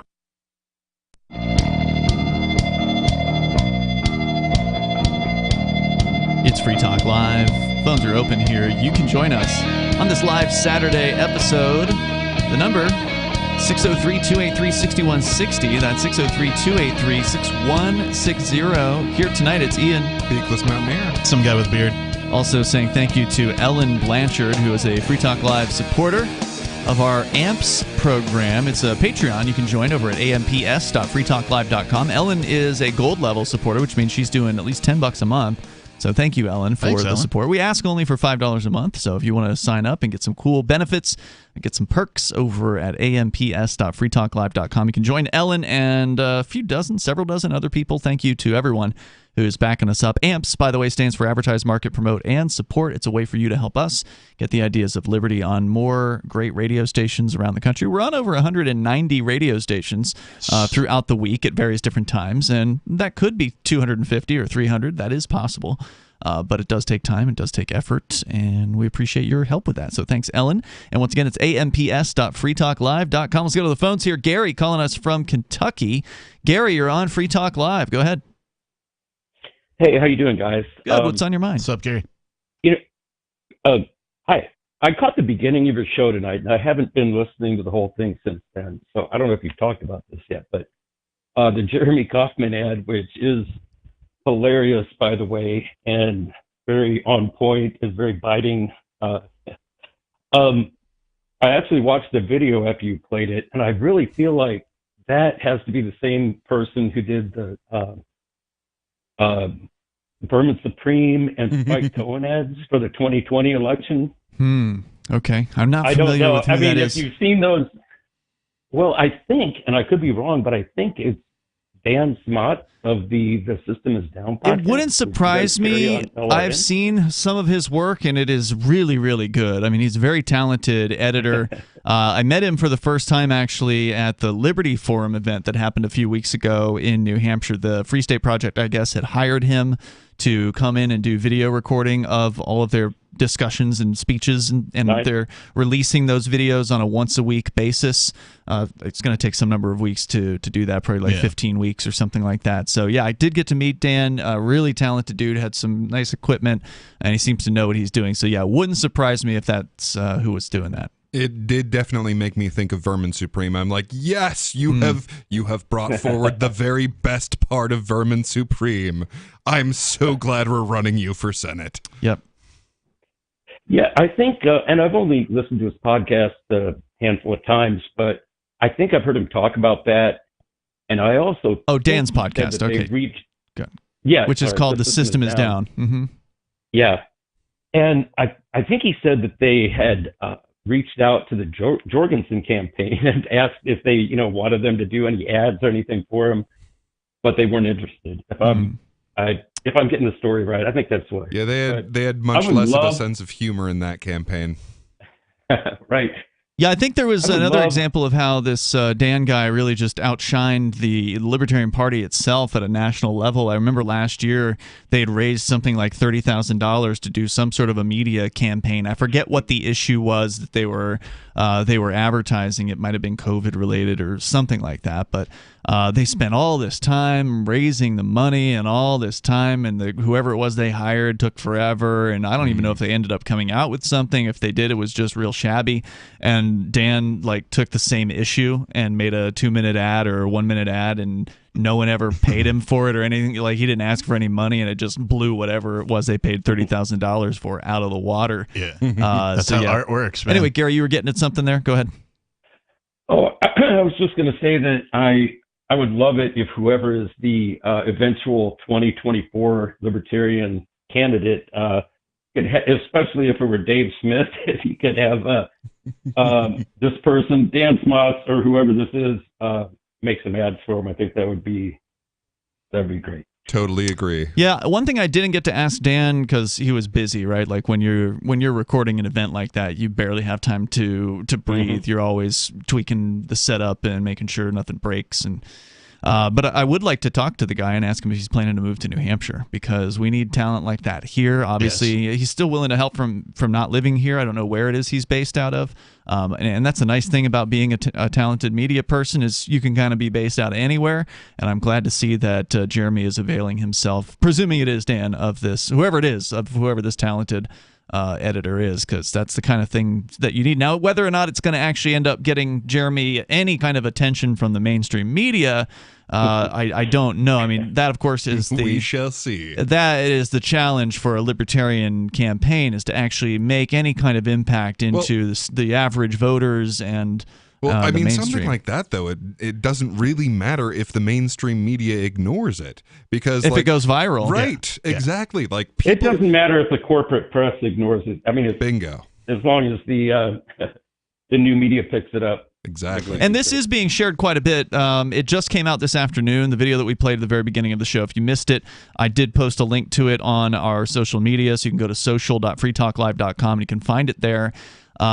The video has been blowing up. I mean, in just the first maybe 6 hours of it being online, it's over 10,000 views on Twitter, the Twitter version of it. Nice. And there's also a YouTube version that's up to some number of hundreds at this point. So the one that's really being passed around seems like the Twitter version. And I only scolded Jeremy online because there's not an Odyssey version. I'm like, come on, bro. Yeah. Where's the Odyssey link? I want to share the Odyssey one. Not the, I just watched it on Odyssey. I don't know who the poster was, but I know I'm sure it took. I saw it on Odyssey. It took some freedom-minded person They put it up 4 there. seconds to go, why isn't this on Yeah. Odyssey? And then it showed up. All right, good to know. Anything else, Gary, you want to share tonight?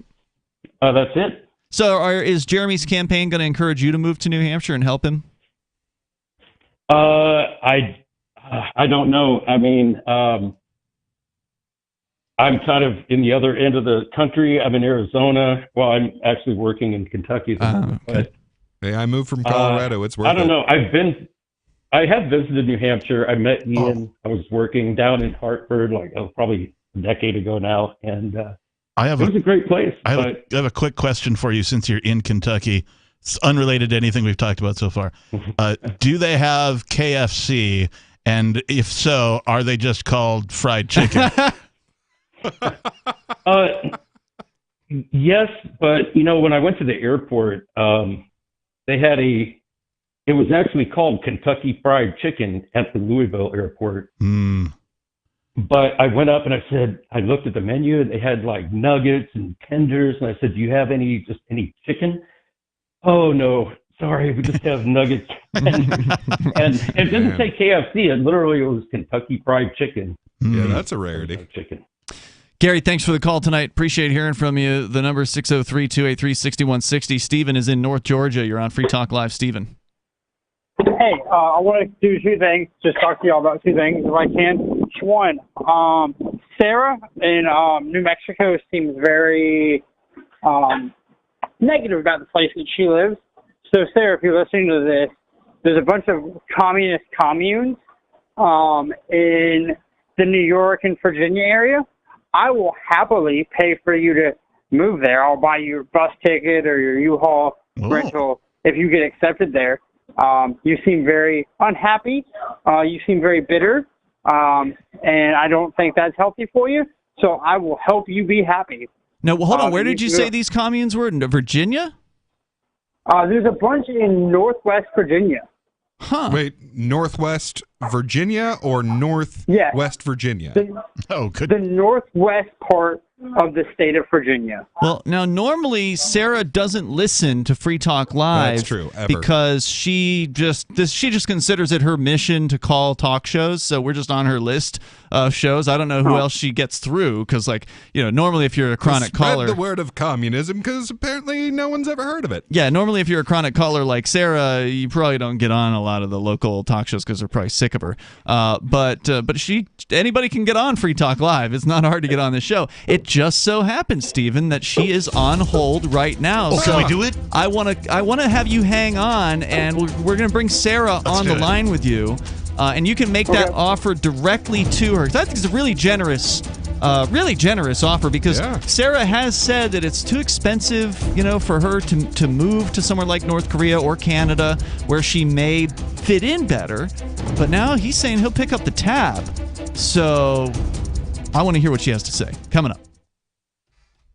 Join liberty-minded voluntarists, anarchists, and libertarians from June 27th through July 3rd for the 6th annual Fork Fest at Rogers Campground in the beautiful White Mountains of New Hampshire. Fork Fest is a fork of the Porcupine Freedom Festival, which sold out for the first time in 2021. Fork Fest takes place the week after Pork Fest, but Fork Fest is decentralized, which means that there's no ticket cost and no one is in charge. All you have to do to join the fun is reserve your camping site, RV site, or motel room with Rogers Campground for June 27th through July 3rd. There's no better place to celebrate Independence Day than around other freedom-loving activists in the Shire. You can find out more at the unofficial website, forkfest.party. You can also connect with other attendees on the Forkfest Telegram and Matrix chat rooms, as well as the Forkfest Forum. You can find links to those at forkfest.party. We hope to see you there. Forkfest.party.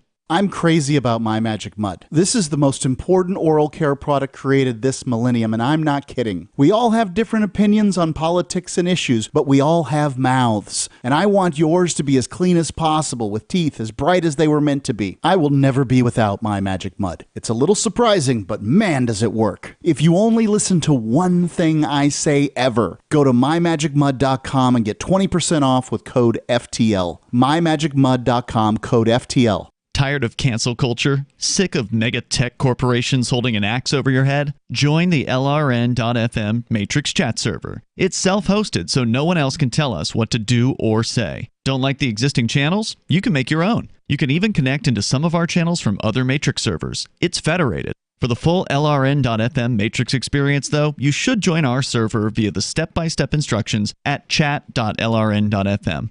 chat.lrn.fm. The Shire Free Church offers a sanctuary to those seeking an escape from state churches. The Shire Free Church is an interfaith, diverse group of people that may not share identical theological beliefs. As a member in or minister of the Shire Free Church, you are a sovereign individual and may be the faith of your choice. We don't claim to have all of the answers. We are open to all peaceful people. We want to learn from each other. What unifies the Shire Free Church and its diverse members is peace, love, and liberty. There are many paths to God, one for every individual. The Shire Free Church does not define a specific path beyond those parameters that must be your foundation. Peace as your way. Love as your guide. And liberty as your light. Learn more at church.shiresociety.com. That's church.shiresociety.com. If you want to know the latest about Free Talk Live before we go on the air, all you need to decide is how you want it delivered. It's your choice. Visit news.freetalklive.com to receive our usually weekly news updates by email. Plus, we have a Twitter account at twitter.freetalklive.com, and you can follow us on the decentralized Mastodon platform at toot.freetalklive.com. So please follow us at toot.freetalklive.com and sign up for our emails at news.freetalklive.com. There are basically two types of advertising, direct response and branding. Radio's great for direct response with its low cost to listener ratio, but audio can't be beat for branding, which is a longer-term endeavor. You want to be the first thing that someone thinks of when they think about your product or service. If you have a local business that you want kept top of mind in your community, call the station. If you need national reach, Free Talk Live's got around 200 radio stations, millions of monthly listening sessions, can suit all budgets, and if we don't think we're right for you, we'll tell you. Email me, mark@freetalklive.com. You can stick it to the man and big tech. Join our FTL social mastodon at social.freetalklive.com. Free Talk Live. The phones are open here. 603-283-6160. That's 603-283-6160. And sometimes it's rare, but we can actually help make dreams come true. Something I like to do when something goes right in your life it's sort of a version of manifesting, right? Mm-hmm. You just go, what else can go right? And inevitably something does. That's a good one. So I just say that in response to this opportunity presenting itself. What else can go right? Indeed, and you could be that right thing if you want to call in and join the show at 603-283-6160. Maybe you have a comment on something we've already discussed, or you want to bring up something completely different. Feel free. 603-283-6160. It's Ian Peakless Mountaineer and Captain Kickass in the studio. We're going to bring Stephen back on the line here. And Stephen, you're calling from Northwest Georgia. You've heard Sarah's calls night after night. She's probably the most reliable caller in radio. She calls every night like a clock, without fail. We don't generally agree with her. She's a self-described communist, and we've suggested to her over the last several months, when she's been really hitting the communism topic pretty hard, that there are better places. I mean, New Mexico is a pretty statist place, no doubt about it. It's one of the most statist of all of the United States, but maybe not the most communist. No, but maybe she'd feel better in a place like North Korea, or maybe even Canada, where they've got free health, so-called free healthcare, universal healthcare. And she's turned down the offers. But Stephen, you've made a very generous offer tonight to Sarah, and I want to bring her on the line because she happened to call in. And Sarah, I know you were calling for a different reason, and we can get to your normal reason for calling here in just a moment. But you were on hold for Stephen's entire call. Just to recap, Stephen, can you just, for listeners just tuning in, can you make your offer to Sarah again?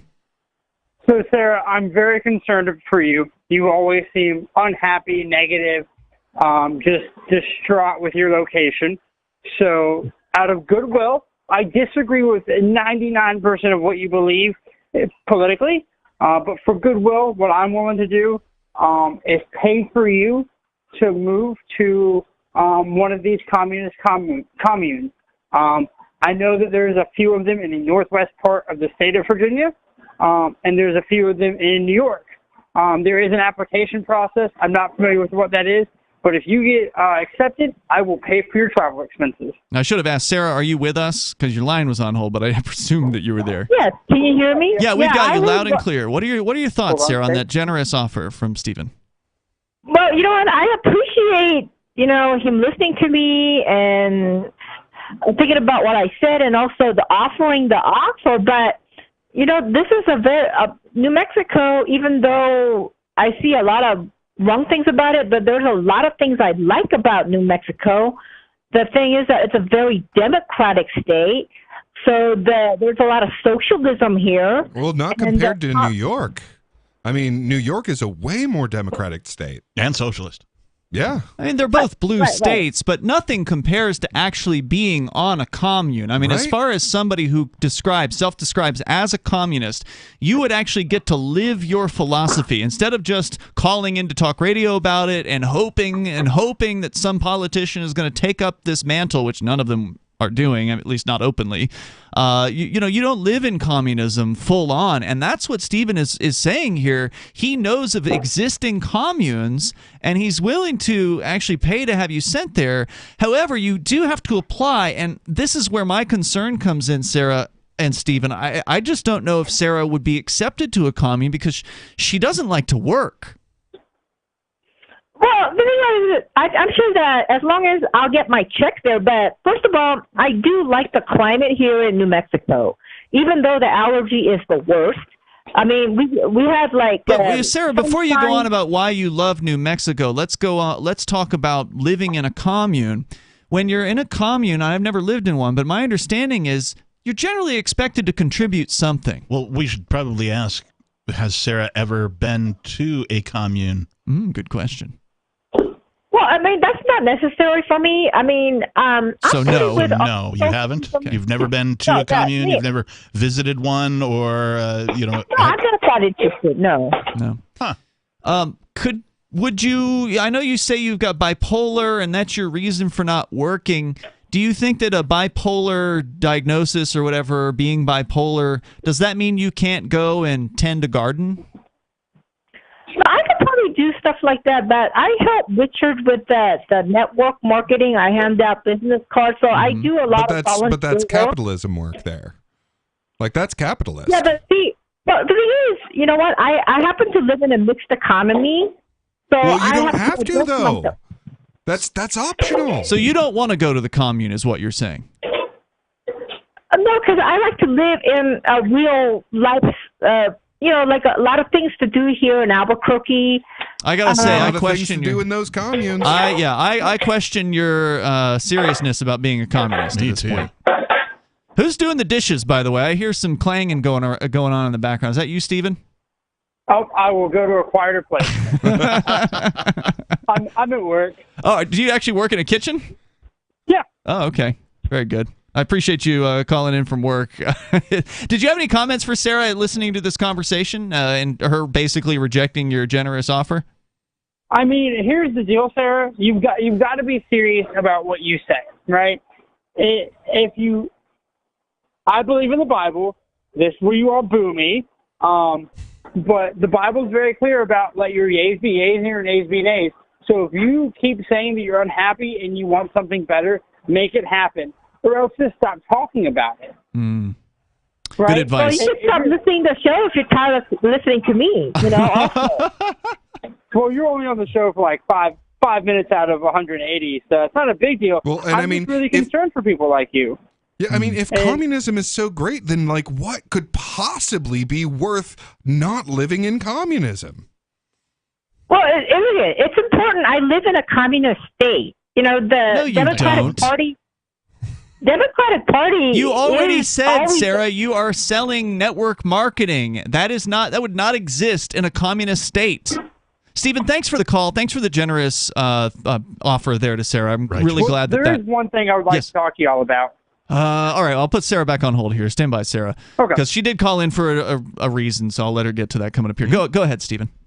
Yeah, so I want to just talk history for a second.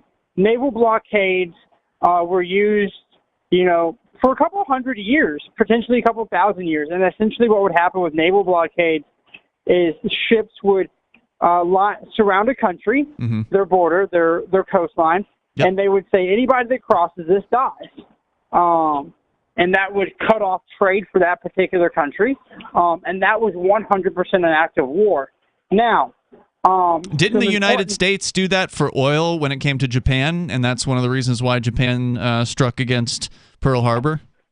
That's a question that I don't have the answer to. I know that we stopped trading oil to them. I don't think we kept them from getting oil. But a naval blockade is, hey, our Navy's going to keep you from getting the supplies you need. And a fun fact, historically, there's always been a system to make sure that the rulers of the country got what they needed. So when we surrounded Italy during World War II, or not us, but when Britain surrounded Italy in World War II, they allowed the French to send them wine. They allowed the French to send them champagne because, well, the only people that can afford champagne back in that point in time were the leaders of Italy. And the leaders of Italy, even though they're the ones causing the nonsense, they still need their high-end goods. So the reason I bring this up is if you're creating an embargo, if you're saying, hey, we're not trading with you anymore, we're not going to allow your people to have the necessary things for life, and we're just going to let them die, that's 100% an act of war. Doing what we're doing with the Russian people is 100% an act of war. I agree. Thank you for the call tonight, Stephen. I appreciate hearing from you. Good thought. Well laid out. Sarah's back. Sarah, what were you calling about tonight prior to Stephen's offer? Oh, yes. What I want to talk about that, did you know that, well, the pandemic is almost over, so it turns out that more of the men went back to work, but the women, there was a lot of women did not go back to work. Those lazy bitches. No, but I mean, is that because they have their men go out and go get work and they're lazy being at home? Or did they get more boyfriends? Or what happened? Sarah, record numbers of people stopped working at all. It's called the Great Resignation. And that's why the job market is so hot right now. Like, if you're looking for a job and you can't get one, something is wrong with you. Like, you have a horrible personality, or, there's something in your history, or someone put your bed in the wall. Something is wrong with you that you can't get hired. So, Sarah, I mean, you should know a thing or two about being a woman who doesn't work. I don't know why this is confusing. How come the men, most of the men did go back to work, but women, there's only why didn't they unite against the oppressors? Thanks for the call tonight, Sarah. The number, if you want to join us here. Hour number 3 is on the way. The Russian ruble being backed by gold? We'll talk about it coming up.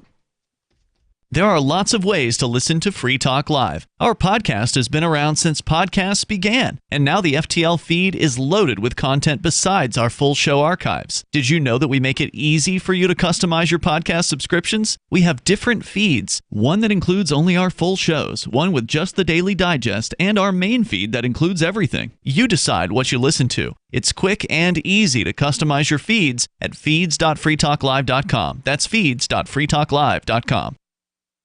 Do you feel like your nation, state, or community no longer holds your values? Have you dreamt of a place where people agree that liberty is important and are free to pursue their projects so long as they respect the property of others? There are many people just like you that are discovering freeprivatecities.com. Their social media links are at the upper right of the page at freeprivatecities.com. All skill levels will be needed when the first of the Free Private Cities opens. It's sooner than you think. Stop arguing and build. freeprivatecities.com. Looking for a great real estate investment? Consider New Hampshire, which is ground zero for the Liberty Movement. Your first call should be to Mark Worden from Porcupine Real Estate. He's more than just a real estate agent. He's your New Hampshire concierge. Where are the best places to live? Do you want farm, city, the burbs, or forest? Do you want a duplex or multifamily building so that renters pay your mortgage? There are homes in all price ranges in New Hampshire, and Mark can help with financing too. Invest in liberty and property. Mark Worden can help. PorcupineRealEstate.com.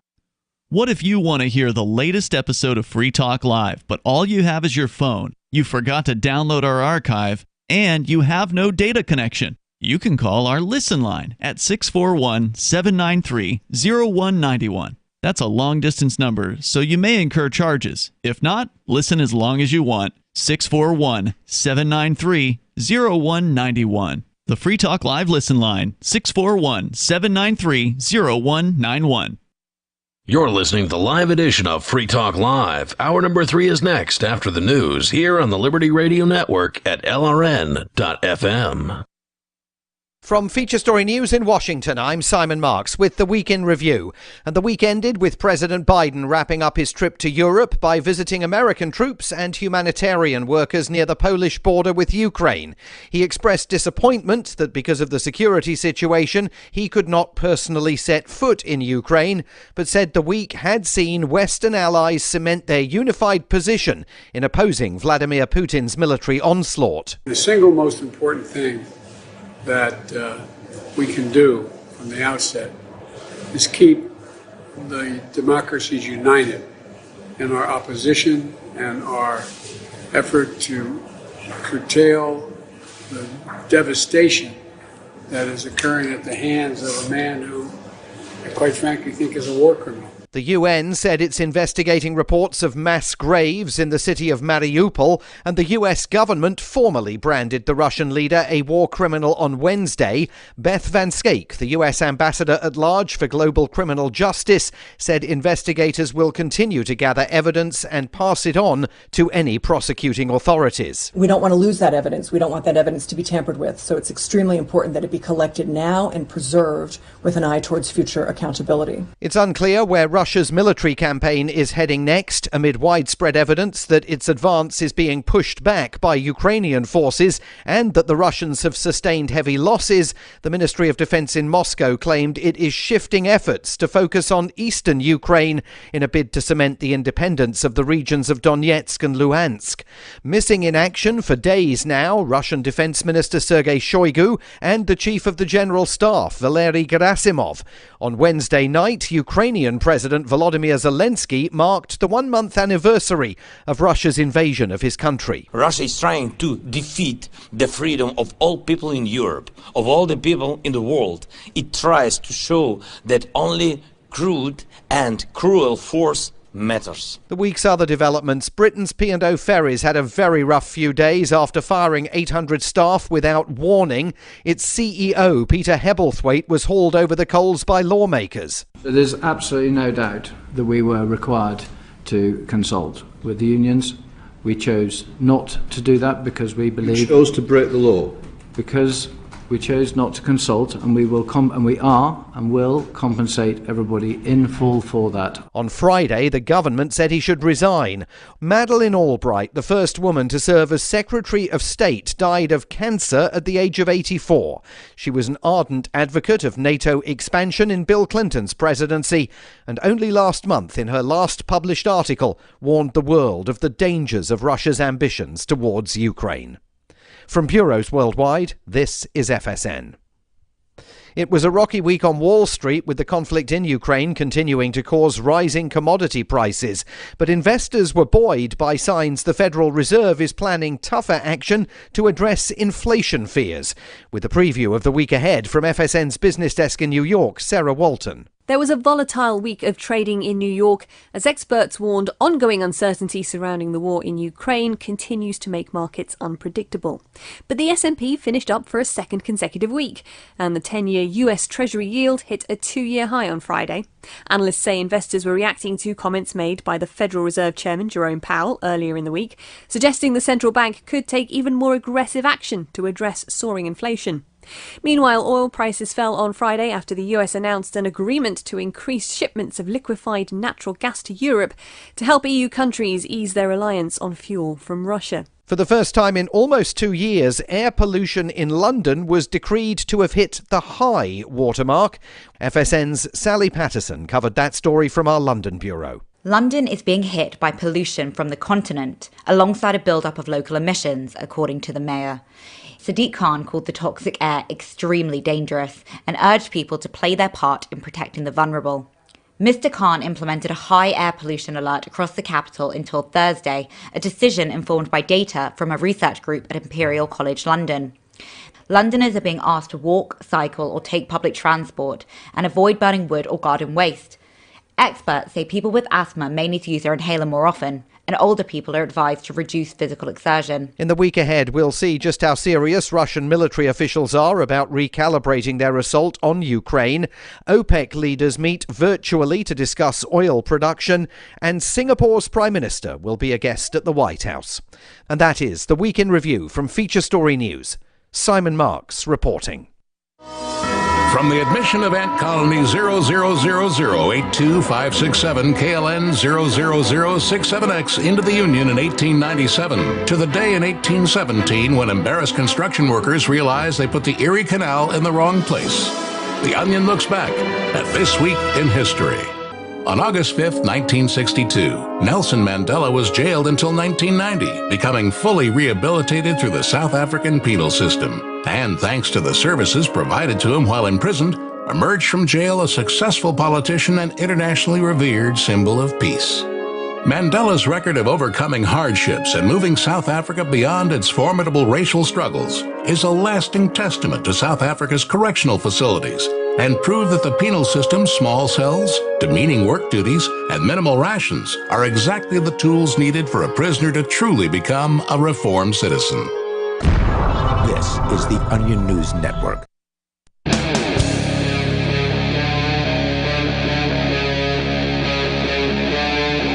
Free Talk Live. It's Free Talk Live. We're kicking off the third hour here on the live Saturday show. Phones are open if you want to join us here. The number is 603-283-6160 at 603-283-6160. In the studio tonight, it's Ian, Pickles Mountaineer, and some sexist guy apparently. 603-283-6160. So, Pickles, we'd started to talk about, and then callers called in, and that's what happens on Free Talk Live sometimes. But we'd started to talk about this topic you brought in tonight, which is Russia and the ruble and some sort of a relation to gold. You used the term backing. Captain and I are skeptical of that. But what were you trying to get at before we ended up with, I don't know, 6 phone calls? Yes. All right, so this is a translated thing that the Russian bank put out. Information on the purchase of gold by the Bank of Russia on the domestic market. In order to balance supply and demand in domestic precious metals market, the Bank of Russia will buy gold from credit institutions at a fixed price from March 28th of this year. The price for from March 28th to June 30th inclusive will be 5,000 rubles per 1 gram. So now the thing that stands out to that to me on that is like it reminds me of how we used to have so for $35 you would get 1 ounce of gold. So, I mean, at least during this was back when the dollar actually had gold back. Right, exactly. And, I mean, at least in this limited way and during this particular time frame, like, this is basically the institution of pegging the ruble to gold, which, I mean... Well, there's one thing about Russia buying up a bunch of gold. There's a whole other thing about it making their currency backed by that particular precious metal. Well, I mean, they're setting a very specific exchange rate on this thing.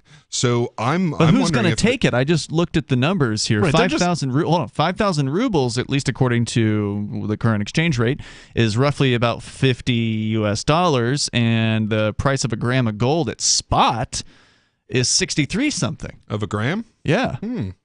So, well, I mean, who's going to take that deal? Right, and that's what I'm wondering about this is because, like, usually you can't say there's a specific amount that we're going to do.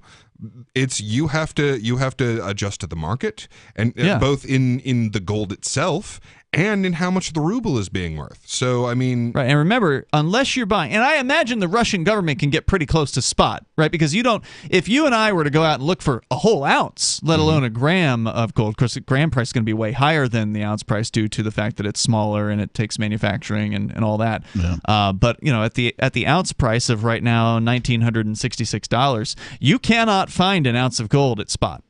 Right. You can't find it unless you know somebody who's like a crack addict and he wants to sell you his dad's ounce of gold that he just stole after he smashed into the wall and found, the ounce hiding there, and it's like wants to buy some crack. And no one is going to sell you an ounce of gold at spot who's sane. You're going to likely pay a few $100s at least on top of that price, if you can even find the ounce of gold to purchase on the marketplace. Okay, I don't know. I don't buy this. Let's just take another country as an example, and maybe this will help draw the line that I'm failing to understand. The United States, let's say they offer to buy a bunch of gold, right? And so people start showing up wherever, central banks or whatever. Hey, I got some gold. You said you'd sell it to me. Okay, and they sell the gold. How does that make the dollar backed by gold? It's not. Well, I mean, this is what I'm wondering about, because you can't do this, but they're doing it. So if they're saying 1 gram of gold is worth 5,000 rubles, I mean, they won't give you gold if you go to the central bank and say, I've got 5,000 rubles. They're saying they're going to buy it for that price. And there's no one who's going to sell it for that price unless they're desperate. Well, I mean, given the circumstance that we're in, they only have so many options right now. One of those options that I'm sure they don't want to take is to start moving their economy over to the yuan. Because if they start doing that, they're going to become most likely basically a satellite country of China. But why would they do that? They have their own central bank. Right. Certainly that's something they want. Well, because they've been kicked off of SWIFT, and they've got to be on some kind of money transferring system. So, are they going to build their own? Are they going to go to China's? But we do know that they have bought up a lot of gold. In 2014, the U.S. ran a coup in the Ukraine, in Ukraine, and ever since that point, they have pulled all of their one by one. They have pulled all of their investment in the U.S. dollar out and started investing in gold.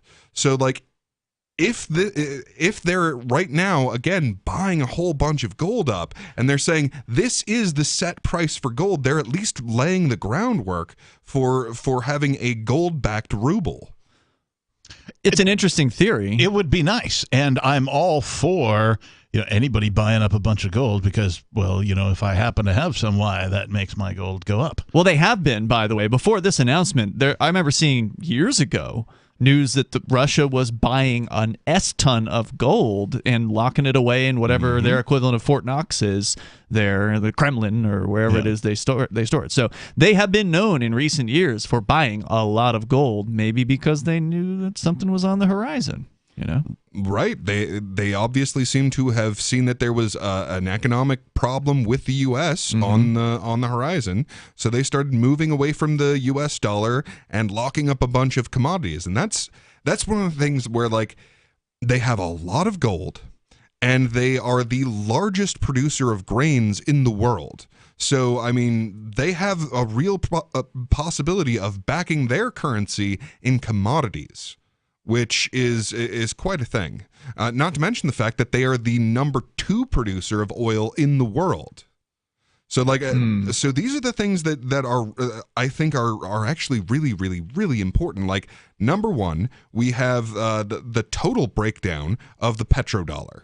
We are watching the absolute breakdown of the petrodollar. It's about damn time. Yes, it absolutely is. Number 2, we are playing with the possibility of actually going back to centrally banked and issued currencies backing the commodities of that country or of other countries. When we're talking about the petro yuan, with Saudi Arabia entering into negotiations with China about. Also, we have the possibility of a petro Bitcoin. That is news. I mean, everything. That's huge. Yeah, just the fact that they were willing to say that, if the reports are true, that they would consider cryptocurrency, just considering it, thinking about the possibility of considering. They didn't say that. Bitcoin. They said they would do it. I know. Just them saying it alone should be a boon to the cryptocurrency economy. Well, and that might very well be part of what's kept it up, because what we've seen in the stock. So what has generally happened recently with Bitcoin and its price is that it has pretty much been shadowing the stock market prices. And right now we've been watching like complete instability in the stock market, and especially like the tech stocks are getting creamed, and technology stocks are basically the riskier of the stock things that you can get into. And that's also the same sort of category as Bitcoin is to most people, unfortunately, is they see it as a high risk, high return speculative investment, just like the tech stocks. But the tech stocks have been getting absolutely creamed, which has everything to do with the fact that our inflation is getting huge, and Bitcoin has been pretty much left alone. I would love nothing more than to see the tech industry adopt cryptocurrency internally, like between themselves, like come to an agreement, right, as an industry. Like industries do this all the time. There's something called industry standard that a lot of industries follow, right? And it would please me to see the tech industry. It's been spotted at best, a few here and there. I think Microsoft was taking Bitcoin at some point. I don't know if they still are. It was one of the most surprising things to me living in Seattle when I did during the advent of Bitcoin and all this kind of thing. How there were a couple of conferences that were held there, but how Bitcoin little conference? Yeah, or gatherings, I guess, meetups, that kind of a thing that got some publicity. But by and large, even today, you can't go out and like buy something in crypto in Seattle proper. We got more coming up here. You can share your thoughts, plus the Yemen situation. We didn't get into that either. And Picos, I know you wanted to talk about that. If we get a chance, we'll get into bullying as well. The number here is 603-283-6160. And, of course, your calls are welcome about whatever you want to discuss on the radio with us on Free Talk Live. So you've signed the Shire Society Declaration and are planning your move to New Hampshire to be around more liberty-oriented people. Next, sign up for the Shire Society Forum at forum.shiresociety.com. There are a bunch of people there who are already in the Shire, and they want to meet you. If you're already in the Shire physically, you should also come by the forums. Remember, not everyone uses Facebook. New people are signing up for the Shire Society Forum every month, so drop in and say hello at forum.shiresociety.com. Brute force, intransigent defiance, adamantine will. These are the hallmarks of the AI tank. These gigantic machines have the firepower of an army, but they also have their own sense of honor and duty. When the world breakers arrive, battle will be joined, planets will shake, and war and peace will never be the same again. World Breakers. Stories from David Weber, Larry Correia, and more. Available August 3rd from BaneBooks.com. The new 4th edition of Healing Our World, The Compassion of Libertarianism, will take your understanding of liberty to a deeper level and has over 1,300 updated references, new cartoons, and a foreword by Dr. Ron Paul. With discounts for multiple book purchases, the 4th edition of Healing Our World is a great gift for the liberals, pragmatists, environmentalists, and Christians in your life who think libertarianism is cold-hearted. Get yours today at healing.freetalklive.com and use promo code FTL for a $5 discount. Are you tired of governments murdering people around the world? Stop using their money. There is an alternative. Bitcoin is a stateless, free market, non-political currency. Bitcoin cannot be inflated or controlled by any government. By using their money, you are helping the state. Stop doing it. You have an incredible alternative available now. Learn it, use it, spread it. Get started with Bitcoin at bitcoin.com. That's bitcoin.com. Why did you move to the Shire? I moved here to the Shire because there's other people around who take liberty just as seriously as I do. I moved to the Shire because I saw videos of people challenging authority and thought that I could get support myself. It called to me, like, do this right now. I wanted to be around people like me who got it. And once I got here, I knew there was nowhere else that I wanted to be. I've always wanted to change the world. So I moved to the Shire to join people who were actually working towards doing the same thing. The people here are awesome, loving, and positive. It was for the adventure and for the feeling of something important is happening here. And I just wanted to come to sort of be part of that. Visit shiresociety.com to read and sign the Shire Society Declaration and learn the reasons why, if you love liberty, you should immigrate to the Shire. Plus, connect with others via the forum at shiresociety.com. That's shiresociety.com. Tired of cancel culture? Sick of mega tech corporations holding an axe over your head? Join the LRN.FM Matrix chat server. It's self-hosted, so no one else can tell us what to do or say. Don't like the existing channels? You can make your own. You can even connect into some of our channels from other Matrix servers. It's federated. For the full LRN.FM Matrix experience, though, you should join our server via the step-by-step instructions at chat.lrn.fm. Chat.lrn.fm. My name is Jacob Hornberger. I'm president of the Future of Freedom Foundation, which Congressman Ron Paul awarded for having an outstanding freedom website. Write us at fff@fff.org, and we'll send you a free 3-month subscription to our monthly journal of libertarian essays and our booklet, Economic Liberty in the Constitution, which George Mason University economics professor Walter Williams praised in a recent column. That's fff@fff.org. Don't miss a moment of Free Talk Live. Get our archives daily via our podcast at feeds.freetalklive.com.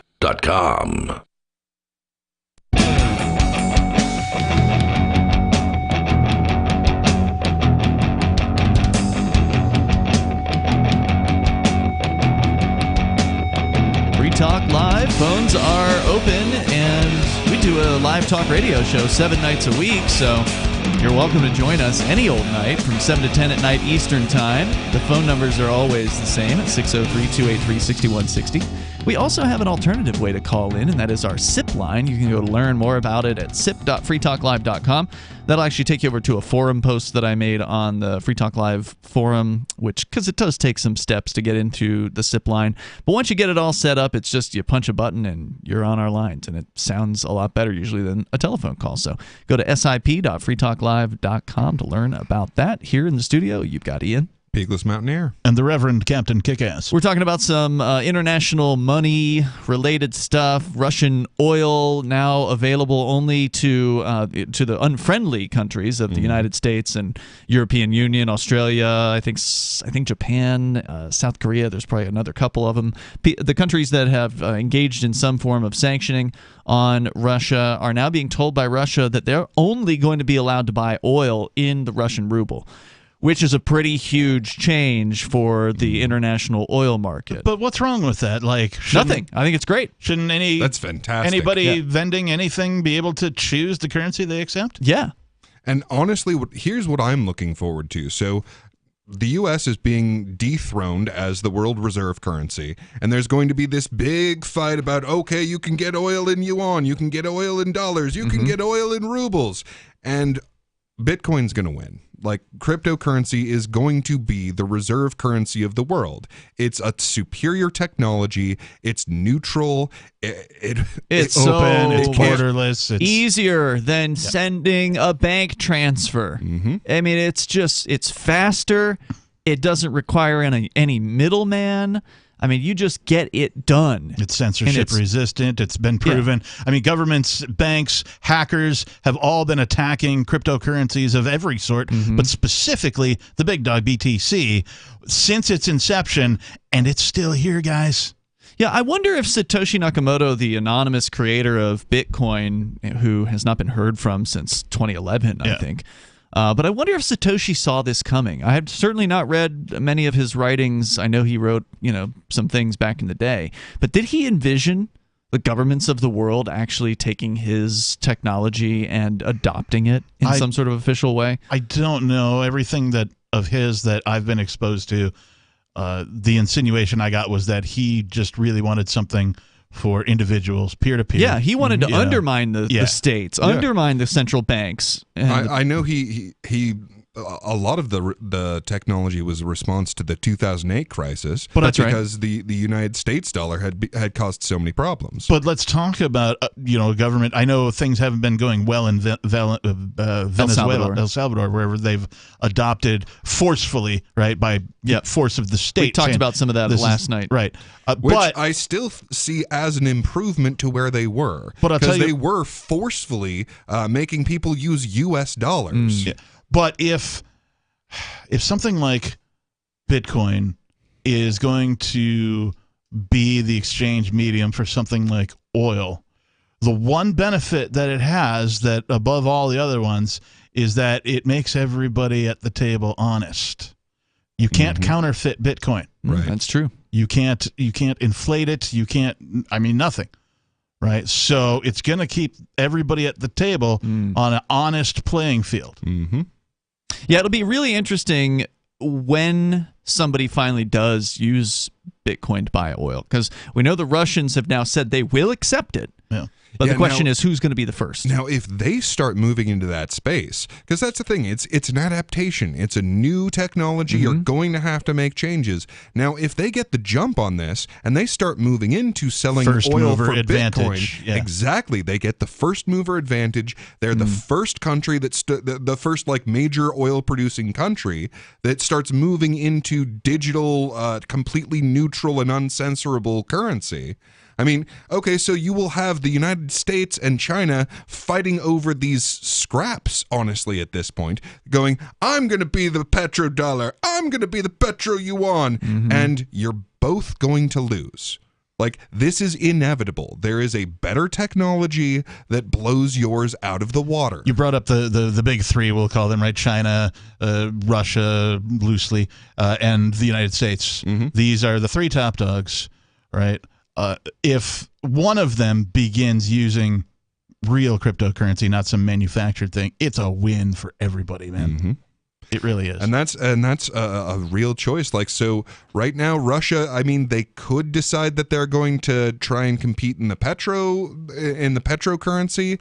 They could decide that they're going to start backing theirs with gold, or they could just go directly into, let's just use the better technology. So the question I like to ask people frequently when I talk about, voluntarism, anarchism, right, that type of thing, is who regulates international markets? And in this case, our international market is these big three, right? Russia, United States, and China. Who regulates those people when it comes to trading with each other? The International Monetary Fund and the Bank for International Settlements. No, that's not true. That's the paper that they write it down on when they agree to something. But it's the three of them, their heads, their leaders, their teams of people, whatever it is. They regulate it themselves, right? Sure, they don't look to anybody else. Right. And they do it by force of military, right? Who's got the bigger, military in this case, right? And so that's how they do it, right? And we see this in the form of sanctions and all that kind of stuff, right? If something like cryptocurrency could be adopted, then, of course, that changes that whole dynamic completely. It forces these nations, states on every level of statism, whether it's, the big three or it's, the town clerk across the street, It's a game changer, full-on game changer. Yeah, once it's done, it's done. There's no going back on it, and you don't need to use guns to enforce it. There's news from Al Jazeera about targeting the Russian gold. So this may be a reason why Russia perhaps is looking at Bitcoin, because now the United States and other Western quote-unquote powers are taking actions. I just love how almost everything states do in a sort of a frenzy of like trying to get away from cryptocurrency only makes cryptocurrency better and only proves its use case. Thursday, the U.S. and its allies announced further sanctions targeting Russia's defense sector, among others, and blocked financial transactions involving the Russian central bank's international reserves of gold. The restrictions are designed to limit their ability to use gold to circumvent punishing Western sanctions. So they already figured out, okay, well, they're going to try to go after their gold, and we're just not going to let them get to it. And if they cut off access to their gold, then that's going to make Russia think real hard about alternative options. Yeah, I know there's been something somewhere about how these are the things that we will do to you if you accept Russian gold. Like, you better make sure that this gold that you've got isn't Russian. From Russia. The government of Putin has spent years building its reserves and currently has the 5th largest stockpile of gold in the world. But how much of it is actually located in Russia? To vamp on your bit earlier, what would it look like if Russia developed a gold-backed CBDC? CBDC? Did I say that right? Yeah, I don't know if any... well, again, central banks are going to tend to shy away from backing anything because they like being able to print. So I don't see if you're those being things... sanctioned, desperate times call for desperate measures. Yeah, that's a good question. So we'll see how this shakes out. More coming up. It's Free Talk Live. Karl Wattner, longtime proponent of a voluntary society, died last December. You may have seen his articles published on his website, voluntarist.com, in his newsletter, The Voluntarist, the Mises Institute, or elsewhere over the last 40 years. His newest book, I Must Speak Out, Volume 2, The Best of the Voluntarist, is now available via Liberty Under Attack Publications. This 430-page second volume spans the years of 2000 through 2020 and includes articles by Karl Wattner, Hans Hermann Hoppe, Karl Hess, Benjamin Tucker, George H. Smith, Lysander Spooner, Pete Eyre, Joyce Brand, and many others. I Must Speak Out is for the newly initiated, the veteran voluntarist, or anywhere in between. Buy the book now at libertyunderattack.com/voluntarist. For more great content on building a voluntary society and for Karl's extensive archives, check out voluntarist.com. From Feature Story News in Washington, I'm Simon Marks with the Week in Review. And the week ended with President Biden wrapping up his trip to Europe by visiting American troops and humanitarian workers near the Polish border with Ukraine.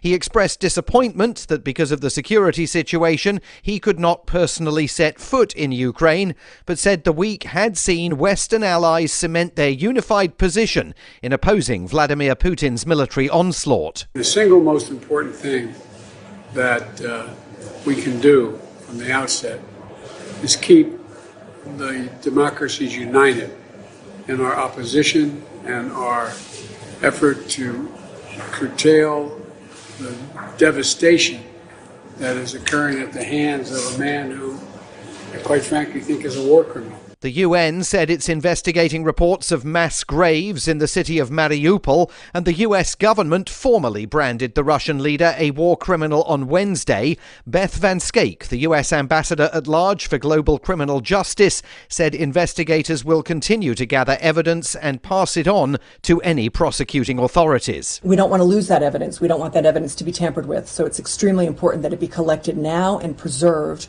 with an eye towards future accountability. It's unclear where Russia's military campaign is heading next, amid widespread evidence that its advance is being pushed back by Ukrainian forces and that the Russians have sustained heavy losses. The Ministry of Defense in Moscow claimed it is shifting efforts to focus on eastern Ukraine in a bid to cement the independence of the regions of Donetsk and Luhansk. Missing in action for days now, Russian Defense Minister Sergei Shoigu and the Chief of the General Staff, Valery Gerasimov. On Wednesday night, Ukrainian President Volodymyr Zelensky marked the one-month anniversary of Russia's invasion of his country. Russia is trying to defeat the freedom of all people in Europe, of all the people in the world. It tries to show that only crude and cruel force matters. The week's other developments. Britain's P&O Ferries had a very rough few days after firing 800 staff without warning. Its CEO, Peter Hebblethwaite, was hauled over the coals by lawmakers. There's absolutely no doubt that we were required to consult with the unions. We chose not to do that because we believe... You chose to break the law? Because we chose not to consult, and we will will compensate everybody in full for that. On Friday, the government said he should resign. Madeleine Albright, the first woman to serve as Secretary of State, died of cancer at the age of 84. She was an ardent advocate of NATO expansion in Bill Clinton's presidency, and only last month, in her last published article, warned the world of the dangers of Russia's ambitions towards Ukraine.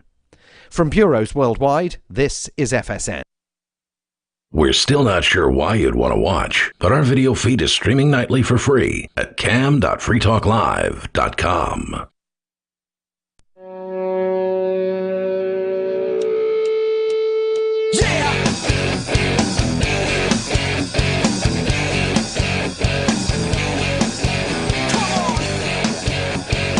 This is Free Talk Live, and you can join the show here. Just dial in at 603-283-6160. Live Saturday show.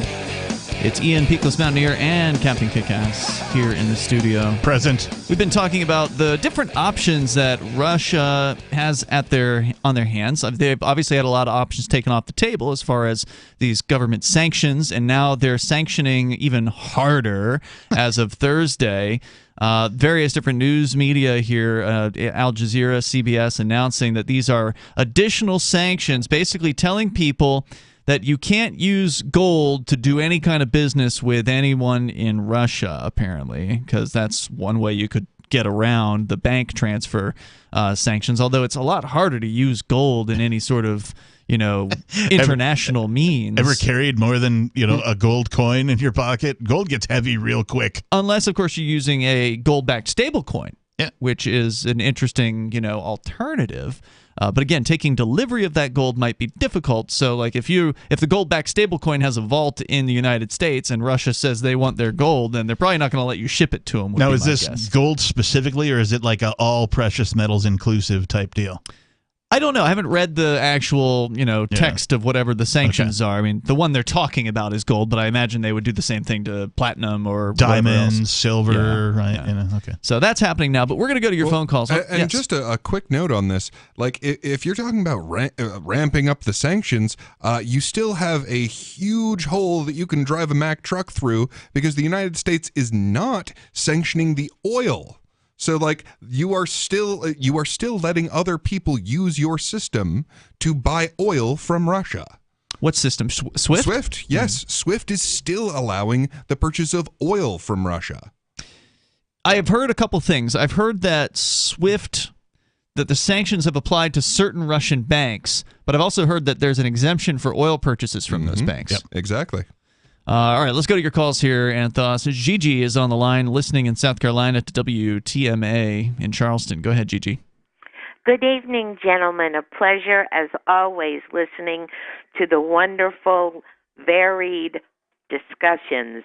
Thanks. I'm calling in response to Daniel, who called earlier regarding his having been involuntarily committed. Yeah. Now, I know from a legal background that I have, many, many states in our country have similar opportunities whereby the police, if they deem an individual is dangerous to harm his or herself or will harm others, they can be arrested and placed in a facility up to a certain number of hours. Generally, it's 72 is just pretty much the standard. Some states are 36. Yeah. Some Red states flag are laws, right? 72. No, not red flag. We're talking about involuntary commitment. Okay. This is known as being Baker Acted. That's now, in the state of Florida. It's called a Baker Act in the state of Florida. Correct.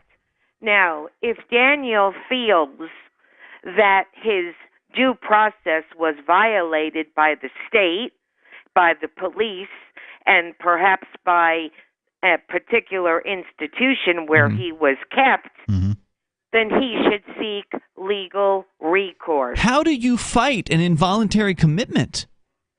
You go and you petition the court after the fact regarding a due process violation. But hold on. I mean, let's my understanding of how this works is somebody calls the cops and they say, Daniel or whoever we're talking about, right, I believe is possibly going to hurt himself or hurt another person. And then boom, the system goes into action, men with guns show up, and Daniel or whoever we're talking about gets thrown into a mental ward. Oh, not only men with guns, men and women with guns and now tasers. Sure, Let's not forget that. But where's the due process? I mean, this whole thing. I agree with you. I agree with you. That's why it is imperative to follow up with a question regarding, were my due process rights violated? Just because police or a police officer or several police officers make a decision, well, he's harmful to himself or others, this person needs to be committed, we're going to arrest you and take you somewhere. That doesn't necessarily mean it's legal. Right. Gigi, do you have experience defending, somebody with, I don't know what to call it. Not in South Carolina, no. Are you a lawyer? Not in South Carolina. But you were elsewhere? Correct. Okay, so what due process rights do these people have? I mean, the whole idea behind involuntary commitment seems to be to do an end run around any kind of due process. Regretfully, it is often an after-the-fact circumstance. However, it is still a viable option for Daniel should he feel he needs to pursue this. Just because police should he could, find a lawyer who wants to take the case, doesn't mean it was kosher. Yeah, well, that's the thing. It's And like I would it seems like it's a also he like to said, she follow said up with- thing. Gigi, I would also like to follow up with something else. There is a gentleman who is a chronic caller, to use your expression, which I adore. I believe his name is David from the state of New Mexico. Yeah. I listen to your program almost every Saturday evening here in Charleston. Yes, I enjoy it. And this particular man is constantly complaining about the judges, the family court, taking his children away, things of that nature. If this particular gentleman named David feels that strongly about what has happened to him as a father, as a citizen, as a resident of New Mexico, he has legal recourse. He can file petitions on his own. I think he's or tried that. I mean, he's like Let you me say, finish. he's okay. Or with legal representation to have a particular judge disqualified, get the case transferred in front of another judge, or file a complaint with the circuit court of his county in New Mexico, and the head judge of the circuit court, the chief judge of the family court division, will read a complaint. By law, anybody can do that on their own. I get what you're saying, Gigi. Yes, sir. And I understand that, you work in the system, you've been an attorney elsewhere, and this has been your experience. And having heard from David, as you say, he's a regular caller to the show, and, Yes, sir. and you listen on Saturday nights, but we're here 7 nights a week, and he calls Yes, more sir. often. He calls more often than just Saturday nights. We've heard a lot of his story over the I years. believe you. And I just want to, I'm going to come up with what, if we had him on the line, and I'm actually surprised we don't at this point in the show, but I was looking to see, can we do 2 for 2? I Is he would be online? pleasantly surprised to find out that there was some legal recourse that he has not taken. Yeah, I would be too. I mean, he seems to be a don't man know. I'm who, not Gigi, I just want to familiar with answer him what you said here. He said he has said he has exhaustively spent time working to try to get some form of justice through this system, and has ultimately come to the conclusion that the entire thing is so corrupt from top to bottom that it is just not going to happen. Like, his kids are going to turn 18. I have been in circumstances legally in the state of Florida and in the state of California where I have, on behalf of others and on behalf of myself, filed grievances, in other words, a legal petition with the chief judge. I believe you. I believe you. And, maybe you've got what it takes. Maybe, Gigi, and thank you for the call tonight. I do appreciate it. I mean, she sounds like a lady that knows the ins and outs of the system. And, I mean, I understand that her belief system is if you just, get the right lawyer, then things can go in your direction. But the guy's been trying. If you fight for your rights, surely they will give them to you. Yeah, I just don't. I mean, thank you, Gigi, for the call. But David has been trying for so long, and literally his kids are about to turn 18, and one of them may have already done so. So, I mean, time's up at this point. There's more coming up here. You can join the show. It's Free Talk Live. So the protection of life, liberty, and property is what the Free State Project is all about. But it's an effort to move 20,000 people who understand. It's about demonstrating to the entire country that, yeah, we can have a free market, a truly free market. Making it just a freer, great place to live. It's the world's largest voluntarist libertarian community, and it's only getting bigger. That's amazing, to be able to move to a place where other people passionately believe in being free and independent. What the Free State Project is managing to do, though, is to put their money where their mouth is. Physically getting up across the country and saying, let's go someplace and let's demonstrate the power of these ideas. There's a lot of kind of philosophy that surrounds liberty. There's a lot of thinking about it and talking about it. But here in New Hampshire, people are doing it. 101 Reasons Liberty Lives in New Hampshire, a documentary by Free State Project Early Movers. Watch it free at 101reasonsfilm.com. 101reasonsfilm.com. Is oral health important to you? If you don't like your own teeth, fresh breath, or kissing people, then by all means stop listening. Several years ago, I met Jessica Armand, founder and CEO of My Magic Mud, and I became passionate about the product that she created and never want to live without it. It's clinically proven to whiten teeth, but I find it does much more. They want you to love My Magic Mud as much as I do, so they're giving you a money-back guarantee plus 20% off. Go to mymagicmud.com and use coupon code FTL20 at checkout. mymagicmud.com, FTL20. If you want to know the latest about Free Talk Live before we go on the air, all you need to decide is how you want it delivered. It's your choice. Visit news.freetalklive.com to receive our usually weekly news updates by email. Plus, we have a Twitter account at twitter.freetalklive.com, and you can follow us on the decentralized Mastodon platform at toot.freetalklive.com. So please follow us at toot.freetalklive.com and sign up for our emails at news.freetalklive.com. If you're looking for work, there's a piece of paper more important than your resume. It's the cover letter attached if you're snail mailing, or the email to which you attach your resume. Make it 4 short paragraphs. Paragraph 1, say that you're applying for work. The person you're sending to gets a ton of mail about all sorts of things. If you have a password, that's your first sentence. Tom Nelson tells me you and I should meet. Paragraph 2, what you do and how that relates to the opening. Be as specific as possible.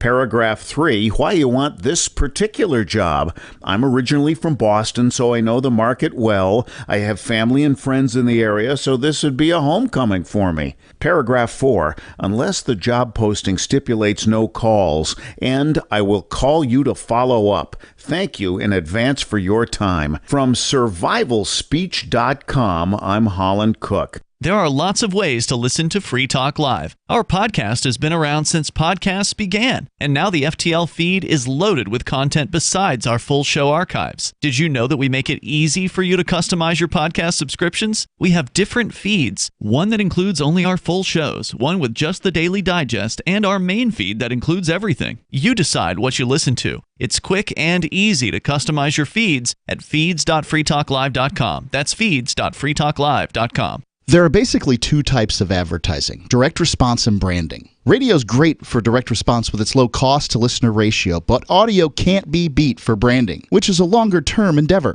You want to be the first thing that someone thinks of when they think about your product or service. If you have a local business that you want kept top of mind in your community, call the station. If you need national reach, Free Talk Live's got around 200 radio stations, millions of monthly listening sessions, can suit all budgets, and if we don't think we're right for you, we'll tell you. Email me, mark@freetalklive.com. You can help spread the ideas of liberty with our Patreon for just $5 per month at amps.freetalklive.com.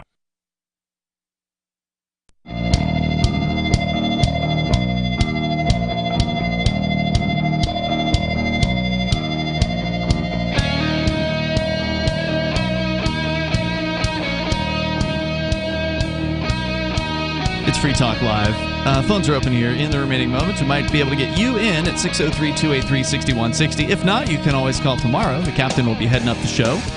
Won't I? Live Sunday show, which, as we say, we're on 7 nights a week, 7 to 10 at night Eastern Time. If you can't get us on the radio where you are located all 7 nights, you can always get us online anytime you want. I got all sorts of fun lined up for tomorrow, too. So good. So head on over to freetalklive.com. And also, I want to say thanks to Timothy Conrad, who is Conard. Timothy Conrad. Oh, that's way better. I was just going to say, don't trust a man with 2 first names. Timothy. What about a man with 2 last names? I guess that's okay. Do I trust them double?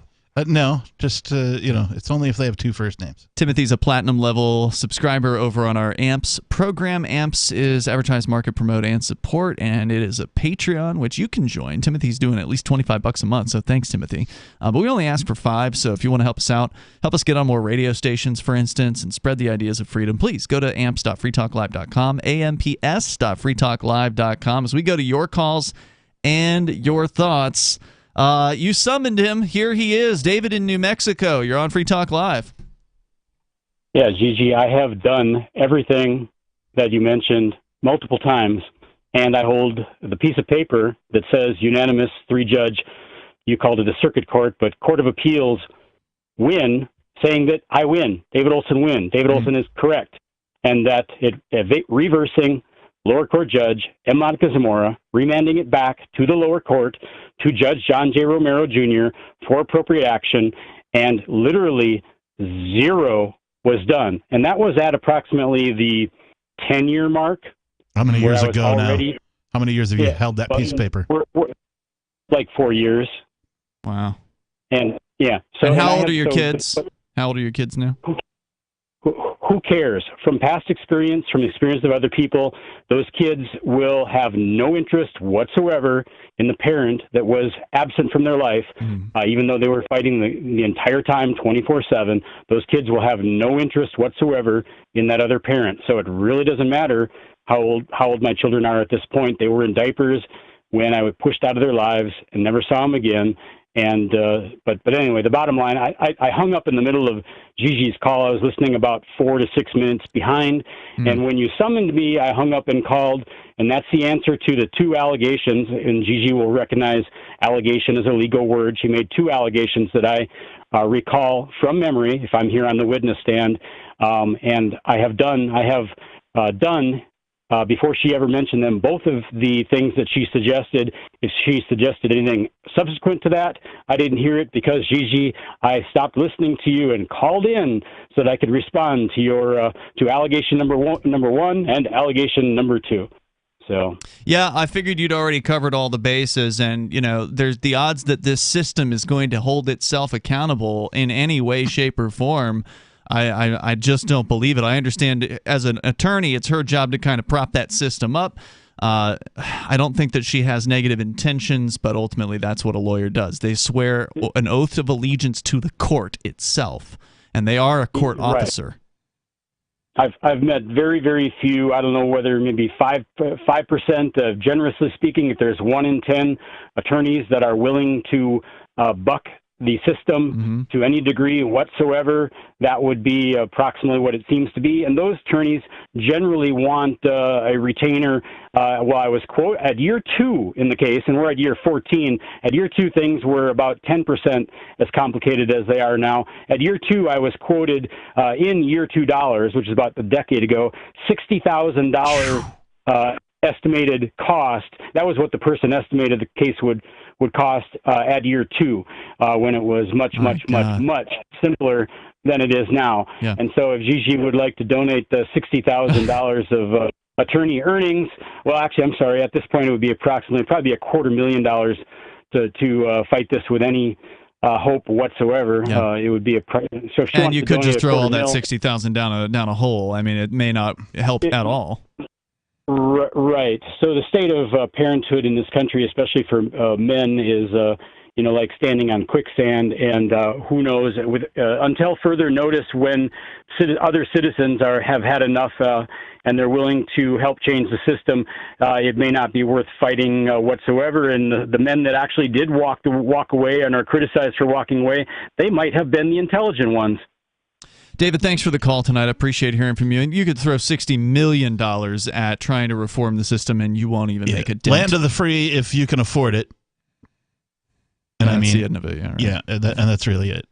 Well, we have investigated ourselves and found that we are not guilty of any wrongdoing. And even then, when it comes to like family court, you're right, Ian. You might as well just throw that money down the hole. If you end up getting some money somehow, we do whatever we want. Mm-hmm. Yeah, if you end up somehow getting some money, if David were to somehow, he'd be better off like just putting that into a fund for his kids to have, so that even though he wasn't in their lives, he could at least benefit them in some way. Even if they found, like, let's say he brought some kind of malpractice suit against the state or whatever you would call that. Like, they ruled in my favor and then they didn't do what they said they were going to do. Yeah. Even if you could get a higher court to say, yep, Mr. Olson is correct. You did not do, Mr. Lower Judge, what Monica Zamora or whoever said you were going to do. You didn't do it. Yeah. Shame on you. And that's like the worst they're going to do to their own guy. Yeah. It's not like they're going to string him up and make him pay for all of your 14 years without the kid, or the 4 years where it's been since the ruling, or he's going to lose his job. None of that stuff's going to happen. Yeah. And while David is a chronic caller, his point is that not only is the system rigged, particularly family court is just... It's a playground. It's a different playground than every other legal thing in the United States legal system. And particularly family court against men. Mm-hmm. Yeah. So it's a horrific playground to do anything in, and it's also going to suck you dry of money because the attorneys involved in family court plus the judges, they all work together. Sure. And it's really Especially about in a small state like New Mexico. And it's really about, hey, how much can we take these people for as far as their money is concerned? Right. Again, Bend them over. somebody like David, if he were to ever get any money out of the system, would be better off like just putting it in a fund, giving it to his kids that can benefit him in some way. Let's talk to Jay, calling also from New Mexico, listening to KENN in Farmington. Go ahead, Jay. Hey, I'm forced to take a medication that is not necessary, and it has very harmful side effects. It sounds like it. Who is forcing you to take this medication? My mom died of ALS, and she put a local attorney in charge, and he's my guardian. What happens if you don't take the medication? The cops show up and take me to get a shot. Oh, my God. That is absolutely horrifying. How old are you, Jay? I'll be 54 in May. I don't even know where to go from here. I mean, you're 54 years old, and your mother has total control over your life. My mom passed away of Lou Gehrig. Your mom passed away, but yet she's still... she gave, what did he say, guardianship to an attorney? Guardianship to a lawyer. Oh, my God. So now a lawyer is in control of your life. What happens if you just leave New Mexico? He controls my funds. He controls your funds. My Social Security. My Social Security disability. Are you able to work? Not really. I have a TBI in 1988, and I'm not able to hold a job very well. Wow, that is a really tough situation. I wish I had some sort of suggestion for you, but I got nothing. I mean, beyond getting out of there, beyond escaping, and somehow, I don't know what your issues were that you couldn't hold a job down. That's really frustrating when you rely on somebody else who's a control freak to take care of you. These are the hallmarks of tyranny. Thank you, Jay, for the call. Let's get Rob on here real quick in Vermont. Go ahead, Rob. Hi, how you guys doing? Hey, Rob, go ahead. Great. So, I want to call, considering the fact of what's going on, with the courts and judges and lawyers, is it me, or does it seem that the United States have become, the fascist level has risen up a little more? Oh, without a doubt. It's cranked up. Yeah. It's not you. It's like true. The fascism levels have cranked up not only here, but everywhere. I mean, absolutely, especially with the coronavirus lockdown, locking everyone in their houses even though they're healthy, cutting people off from their bank accounts in Canada, of all places. Rob, thanks for the call. If you want more on the discussion, call us tomorrow night. And we never really got to the Yemen thing, so I hear Peakless, you might be coming in tomorrow night. Looks to be the plan. Co-hosting on Sunday, so hopefully I'll get to cover that then, because we're out of time tonight. We'll see you online between now and then at freetalklive.com. Don't forget our social site, social.freetalklive.com. We'll see you there.